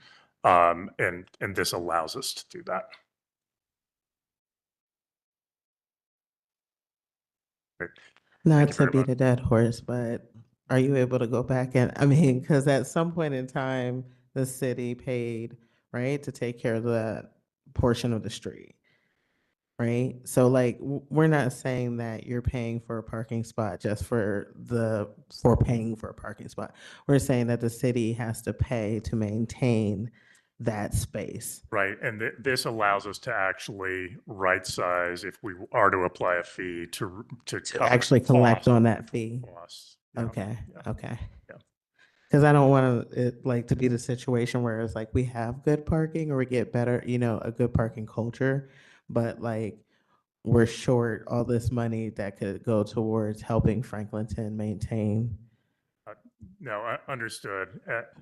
Honestly, I think that we haven't seen the fee utilized partially because we had projects of a scale that, their financing required them to build a certain amount of parking, and they felt from a market perspective that's what they needed. But now I think we're seeing projects where it actually is becoming a financial barrier. So, the trade-off would be not whether or not we get the fee, but how many housing units actually get developed to avoid paying the fee. Mhm. All right. Thank you. Thank you. Thank you so much, Justin. Thank you. Okay. We just have one last quick presentation, update on Zone N from Louis Table. Hello. Good afternoon. Thanks for having me here today. I'm just here to provide an update on the Zone N project. That is our city's project to comprehensively update our 70-year-old zoning code that we have. Right now, we are engaging in our public comment period, our fall public comment period. Up to this point, how many of you were involved pretty deeply in phase one? Okay. Okay, but you've heard of Zone N. Okay, excellent. In phase one, we focused on the corridors. We focused on our mixed-use corridors because we had policy in place that allowed us to create those zoning districts. We had policy in our 40 area plans that said put density on the corridors. And so we went ahead and we put density on the corridors. And a lot of those policy and those documents stated recommended mixed use in these areas. And we were very deliberate in phase one. And they looked at the areas on the map that had a recommendation for mixed use. And those were the areas that became part of phase one.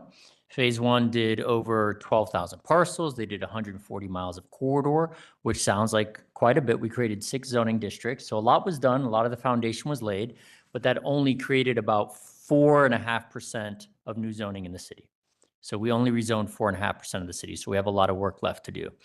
What we're doing this time is we're moving away from the corridors, and this phase is called economic and housing opportunity. And what we want to try and do is expand economic and housing opportunity to all areas of the city by promoting additional growth along our secondary corridors to create more housing, to connect housing, jobs, and transportation to grow the local economy and support neighborhood investment, and to create and promote design guidelines that create and support high quality development throughout the city. We've been engaging with the community on this. City Council adopted a resolution of support for this phase, phase two, back in June. And we started going out to the area commissions. We had 4 workshops, one on the north, one on the south, one on the east, one on the west. We've been to over, I want to say now 85 area commission and major civic meetings where we've talked to them about what we're doing, and we've been eliciting their feedback. We had a survey that was live from July, all through the month of July and August. We had around 3,100 survey responses, which is a pretty good number. And the support for what we're proposing was between 65 and 75%. 65% if you were looking at parcel specifics, 75% for the map in general. We did over 26 pop-up events. We did 2 walking tours. We have a zoning advisory committee that is giving us guidance on our proposals before we go to the public on them. And we've had around 2,300 total community interactions where we've engaged with individuals in the community at all these pop-up events and workshops, et cetera. So right now, like I said, we are in the public comment period. If you go to the Zone N website, you will see that we have a refined map of what we've been engaging the community on. And we are also looking for feedback on the Columbus growth strategy. Who here is familiar with C2P2? The Columbus citywide planning policies. Okay, the Columbus citywide planning policies aren't entirely citywide. So that was our first crack at doing citywide planning. Up to this point, like I said, we have 40 area plans. It's a very disjointed way of doing land use planning in the city. We have over 200 land use categories in our city, which is a lot in those different 40 area plans. We want to get this number down to about less than 20. And so Columbus Citywide Planning Policies was an initiative in 2018 to try and do citywide land use policy, but it was based on the recommendation of the area commissions, whether they supported it or not, and we were still doing individual maps. What we want to do is one citywide land use plan. So for the first time ever in the history, we've never had one before, you'll be able to see where the city is prioritizing industrial and warehouse, mixed use, and business and institutional campuses. Those are the 3 large land use categories that we've been engaging with the community on till now. What you're going to see in December is we're hoping to go to the council to get support for the Columbus growth strategy, which is an amendment to C2P2, and the city's first citywide land use map.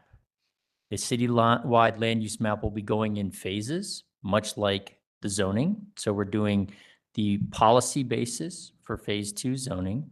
And what we're going to do is in the summer, we're going to create districts off of that policy.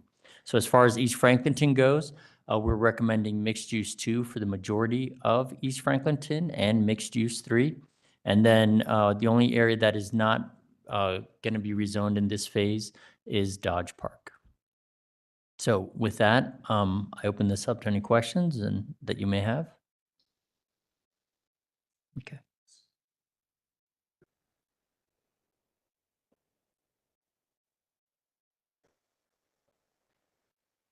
So you said C2P2? Yes. So the Columbus citywide planning policies. Mhm. Got it. When does that process start? So the Columbus citywide planning policies were in 2018. They cover about 25% of the city. What we're doing now is we're amending that and changing the name to the Columbus Growth Strategy. All the work that we've done so far in 2025 related to Zone In has been establishing the policy basis so that we can then create the zoning districts. By law, we have to have policy in place. We want to engage the community, figure out where they view these types of developments to be appropriate, and then we will get the Columbus Growth Strategy adopted in December. And then we're going to use that policy to create the zoning districts in 2026. So right now you'll see a map. When we first started engaging the community in the summer, we had a 3-color map. It was mixed use, business and institutional campus, and industrial and warehouse. We engaged the community on those 3 large buckets. Then, based off that input, we created 3 mixed use districts. Mixed use 1 is the least intense, mixed use 2 is the next, mixed use 3 is the most intense. Mixed use 1 has a 4-story max, mixed use 2 has a 7-story max height, and mixed use 3 has 8+. So I'm hearing you say that the public engagement part, that you're creating a citywide plan, basically, and the normal public engagement aspect of a planning process is being satisfied through a zoning discussion. What about all the other elements of planning, the open space, transportation, recreation? Right, so we're not creating Institutions. we're not creating a comprehensive plan at this Ah. point in time. Yeah, Is zoning. This is just zoning, right? This is a land use plan, what we're doing right now, Okay. a land use plan. So the land use is more aspirational. If you're thinking about a land use map, those are setting the broad ideas. Land use regulates 2 things more or less, or provides guidance on 2 things. The land use, what are the appropriate uses on a location, and then the intensities, right? So land use is usually a map and a document, right? You have the map, which has your color-coded land use areas, categories, and then you have a document that has a chart that shows you what those mean. Zoning is the document and the map, right? Land use is policy. It's more aspirational and it's not as defined. So whereas we engage the public on these 3 large buckets. So say mixed use 1, mixed use 2, mixed use 3, industrial and warehouse, business and institutional campus. Those are just 3 very large buckets, right? And what we did is we came up with we looked at all the different zoning districts that were out there, and we said, okay, let's tackle. In phase 1, it was all about creating additional housing and creating mixed use districts. What we're doing now is we're looking at, we have a lot of zoning left to do in the city. So we're looking at everything that is manufacturing. We're looking at everything that is office, right? And we're looking at everything that is commercial. And then we're figuring out what bucket those different zoning districts go in. Everything that's manufacturing, industrial, and warehouse, right? Everything that's commercial, it might go in mixed use or it might go in the business and institutional campus. Just depends. And then we're going to have these maps. Now, we're just going to have mixed use 1, 2, and 3. In phase 1, they created specific zoning districts for those mixed use categories. So mixed use 3 is urban core, right? It's urban core or it's a regional activity center. Mixed use 2 is community activity center or urban center. I believe on Broad Street, you probably have, is it core or urban? Yeah, so you have urban core along Broad Street in East Franklinton. That's a district. The district is more refined. So the land use map is very broad. We're going to talk about intensities, heights, right? We're going to talk about land uses, very broad. That sets the foundation for us to create the districts, which are very hyper defined, right? That's what is. No, not exactly. They're two separate maps. They're two separate maps. So, for example, first we set the land use guidance, right? It's general questions. Where do you think office should go, right? Where do you think industrial should go? How intense should it be? Does this want to be heavy or light? This is all policy. The district then is going to say, okay, this is going to be, let's call it Office 4. Office 4 can have these very specific types of uses. And the building has to have 5-foot setbacks. And it has to have open space that is 25% of the building, right? And you have to have different frontage types, entrances, percentages of glass. The land use doesn't cover any of that stuff. It's more aspirational. It's just setting a very broad policy basis of how the city could grow, right? The districts, which we're going to build off of this, are much more refined. So all we have to do now is we have to talk to the community and say, where do you think industrial and warehouse can go? They've provided us feedback. We've created a refined map of just saying, this is where we think industrial and warehouse can go. And then in 2026, we're going to come back to the community after working with our consultant. We're going to say, this one is going to be heavy industrial. This is going to be light industrial. It's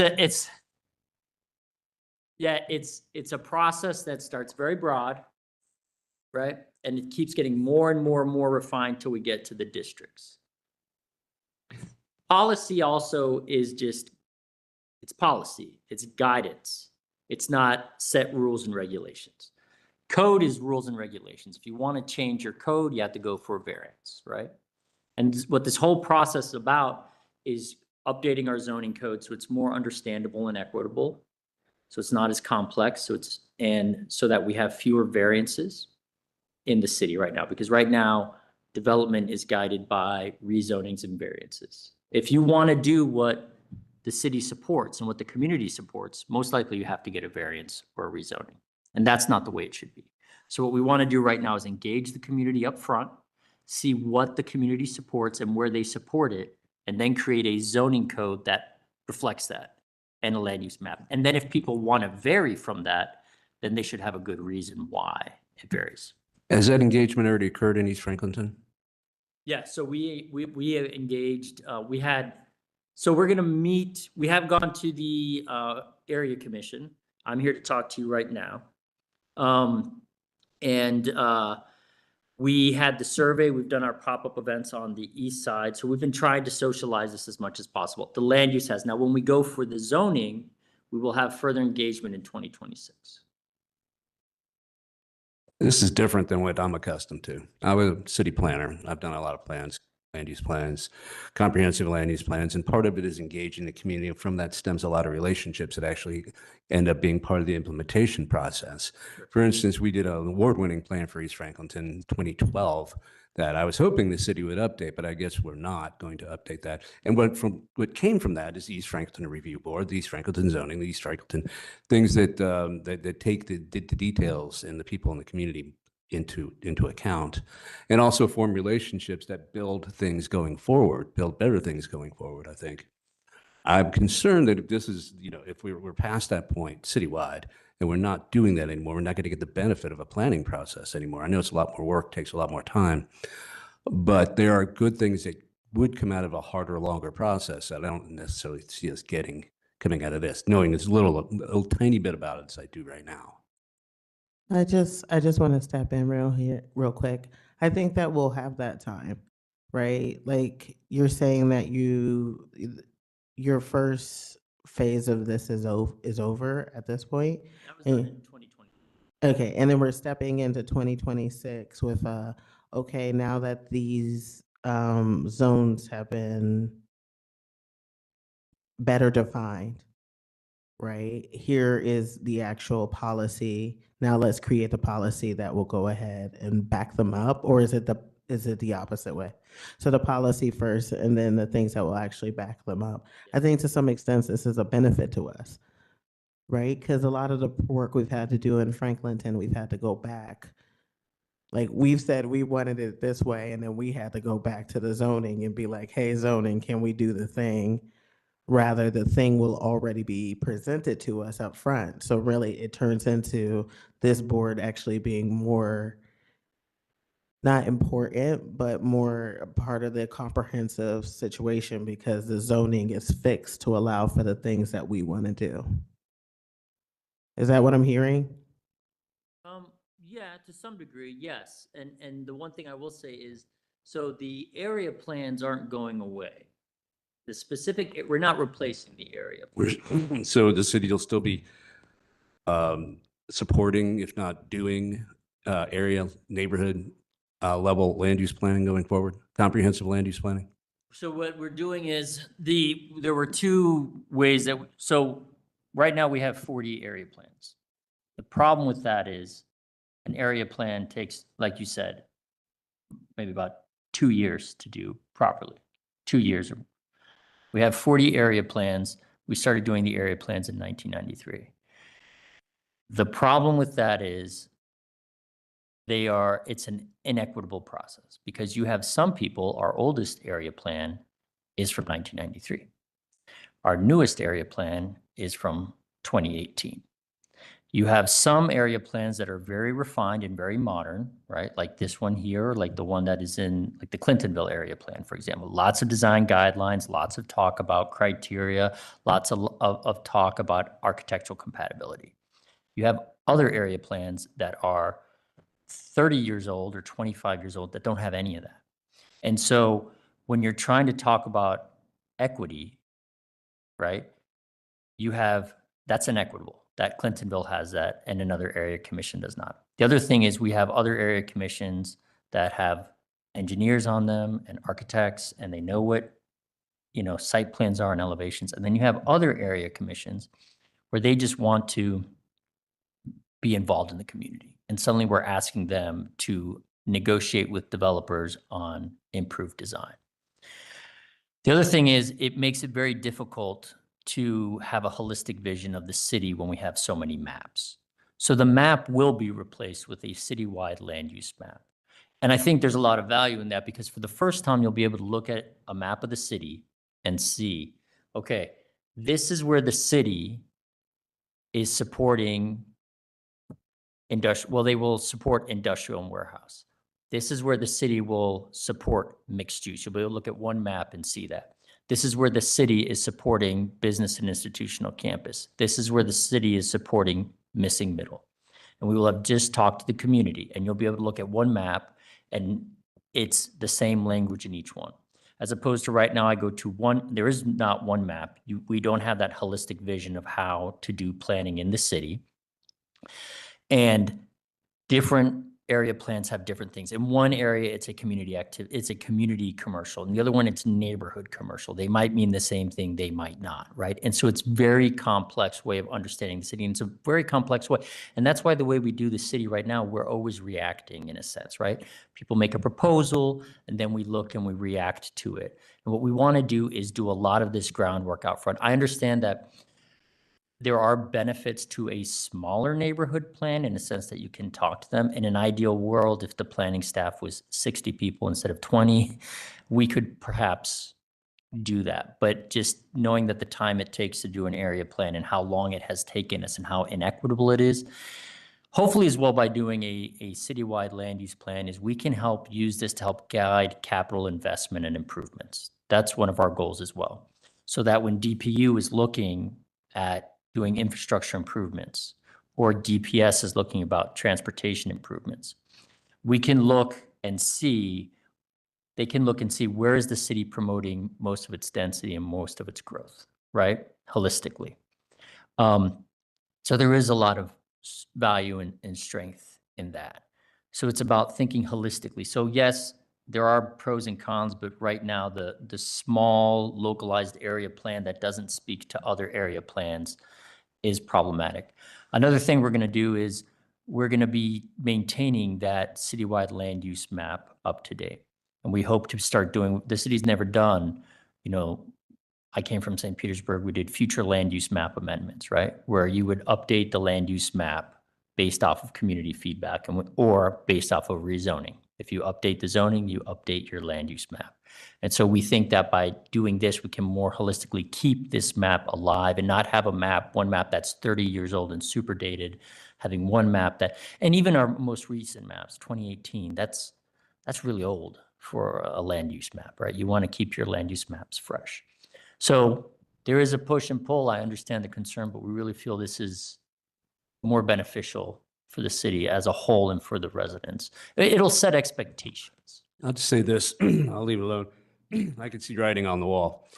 Actually, I'll tell you that cities are complex organisms and they need careful attention and analysis from those who are aware of what they're looking at. Those up closest to them ought to be considered. And yeah, it does take more planners. I wish the city had more planners. Yep. Did you say that there was going to be like broad spectrum? I just can't remember if you said development plans or development guidelines or design guidelines. Yeah. Which one? Yeah. So what we're trying to do with our zoning code update and with our land use map amendment is what we're hoping to do is create more flexibility in the zoning code, right? We want to allow more mixed use. Right now, our plan is to have the city be 25% mixed use. Doesn't mean you have to do mixed use, but it means if you want to do mixed use, you can do mixed use. If someone wants to do retail under residential, they shouldn't have to go for variance, right? Right. So I guess like my concern is like thinking about, you know, like our board follows the East Franklinton Creative Community Plan, which, you know, talks about, you know, when it's 3 stories high, we need to have a step back, you know? And so I'm just wondering if are some of these incoming guidelines going to conflict? No. Or will Well- this creative community plan supersede what may be coming down the pipe? No, so your plan will stay, the board will stay, you will still have your guidelines, right? What we're talking about here is updating, so when we update the land use policies, they're pretty broad, right? But they do have design guidelines as part of them. Your guidelines are going to probably be more strict. And what we're saying is when the area plans will stay, Columbus growth strategy will be there with them. And when your area plan can be used to bolster the Columbus growth strategy, you can still refer to it, right? And you will still be able to. But the map will be superseded is the most important thing. And if there's ever conflict where their language is in conflict, the Columbus growth strategy will take precedent. But the Columbus growth strategy talks about very broad things like multi-unit development, should be brought to the street. There should be sidewalks and connectivity. Yours is going to be much more granular. Okay. What we are trying to do is as we create flexibility in the zoning code, we are going to have for the first time design guidelines in the zoning code. And that's the trade-off. So we feel like in the past, there was too much of a concern with the mixing of uses and we went to like almost like a very Euclidean zoning. This is where your commercial is. This is where your office is. This is where your residential is. And everyone's going to drive from one place to the other to get to them, right? Because that was the future of American cities. What we're trying to say is no, that was too far. We want to create more mixed use. We want to create more flexibility on your property. If you want to do ADUs, perhaps you can do ADUs. We're not going to the neighborhoods. That will be a future phase. But, you know, do we allow for people to do, have a bar in their house? Do we allow people to have an ice cream shop in their house?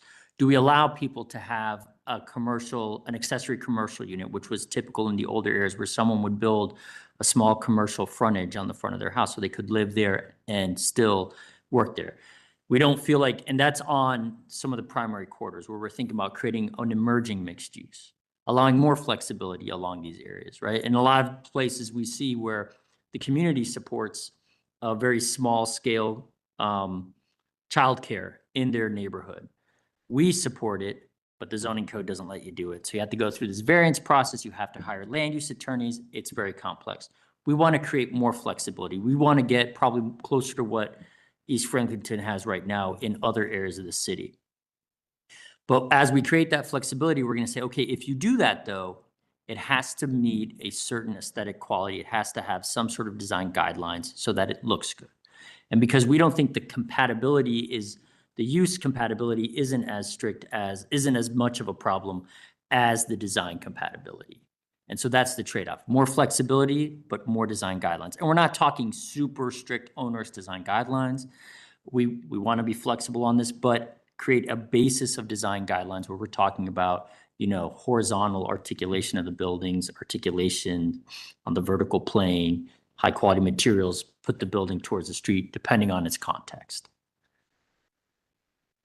I feel this was a lot of information. Yes. So is this out in the public? Like, can I know that you Yes. don't, so I can, I mean, Nolan, is that something you can follow up with us to kind of take this so we can really do our research? And I don't know if there is time for us to sit with you again to maybe ask more, or at Sure. some other future, I don't know. But I don't feel prepared to maybe ask the questions I want to ask. I mean, things that just pop up. What makes Walnut Street so cool is that it's so different and unique. And so when I'm hearing things of the city is a very, you know, those would be like questions of like what that larger vision is maybe. But I would prefer to be able to be educated before I talk through it. No, that's fine. So if you go to if you just Google zoning Columbus, right now is our public comment period. Right. So you can look at the policy documents, you can look at the policy map. Okay, you can- and they'll talk about the phases, exactly kind of what you're doing right Exactly. here. Yeah, Okay. and if you would like, I'd be happy to do a more detailed presentation to this group if you want. I Sure. can bring a slide deck and stuff Yeah. like that. You know, just to keep in mind, zoning already occurred on Broad Street and other areas of East Franklinton. So it's just kind of, that is where the most intense mixed use went. All we're saying now is the majority of East Franklinton could also be mixed use, right? So we And did I don't hear have, you say seven stories too? so that's all policy. Yeah, So the policy will say, our plan was 4, right? right, so well, I'm not too familiar. This is the one, Ours is 4. this is the one board and commission I never staffed, so I'm a Yeah. little bit, but Ours says 4 for it in certain areas. in the district. Right. Yeah. Right. So the policy is broad. The districts are more refined, like I said. Okay. Right. So there are mixed use zoning districts that have a 5-story limit. You can do an affordability bonus in some instances. But we are creating new districts as well. Yeah. In this phase. So there may be more districts that come in. So, Okay. Cool. Can I jump in just really quickly? yeah. It's not really going to affect us in a Yeah, great way. it's not a big change. Because right now, East Franklinton zoning code, it's all mixed use. Everything is allowed to be mixed use. What this is going to do is really just kind of define that mixed use a little bit more and essentially split that top Broad Street section and arts and innovation into a more intense use, while Dodge Park goes, I believe, to a mixed use too. But essentially, it's still all going to be mixed use, and we still have the purview to change height limits and change all of those things within this review board. Yeah, if you that still makes have the sense. power of the COA. Yeah, thanks, Nolan. Yeah. I'm not, yeah. So you still have the power of the COA and you will still use your design guidelines. Any other questions?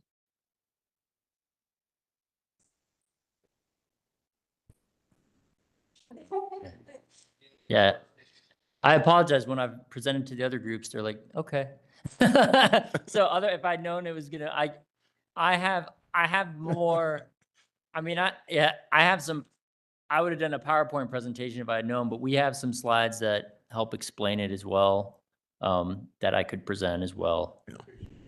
Yeah, sure. Absolutely. Thank you so much. Thanks. Thank Thanks, Louis. All right.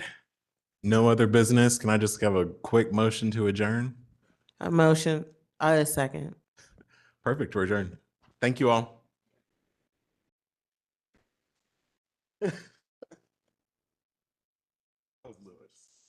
Louis Taba. He's our planning.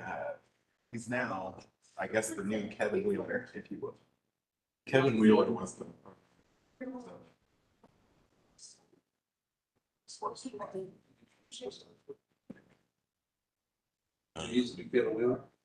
Yeah, essentially a program manager for zoning. Oh, that's your special. Yeah. Yeah. I ran into Kevin twice. Hope his retirement's going well. Anybody deserve it. I don't know about this, all this stuff. Yeah, planner's going away. It's not.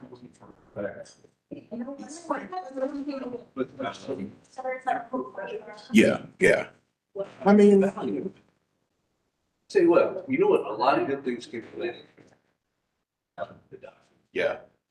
Relationships. Yeah, for sure. That was building relationships. I just get better when relationships cross the street. Absolutely. No, I agree with you. Non-planners don't understand. Yeah. Well, it's kind of interesting when I review.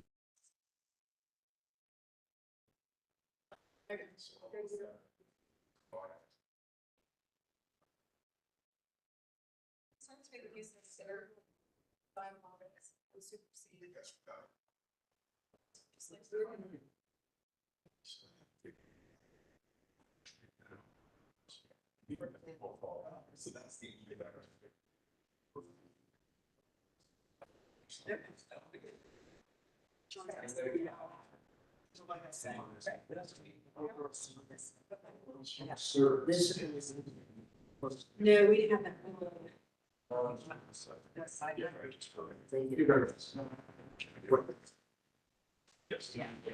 That's good.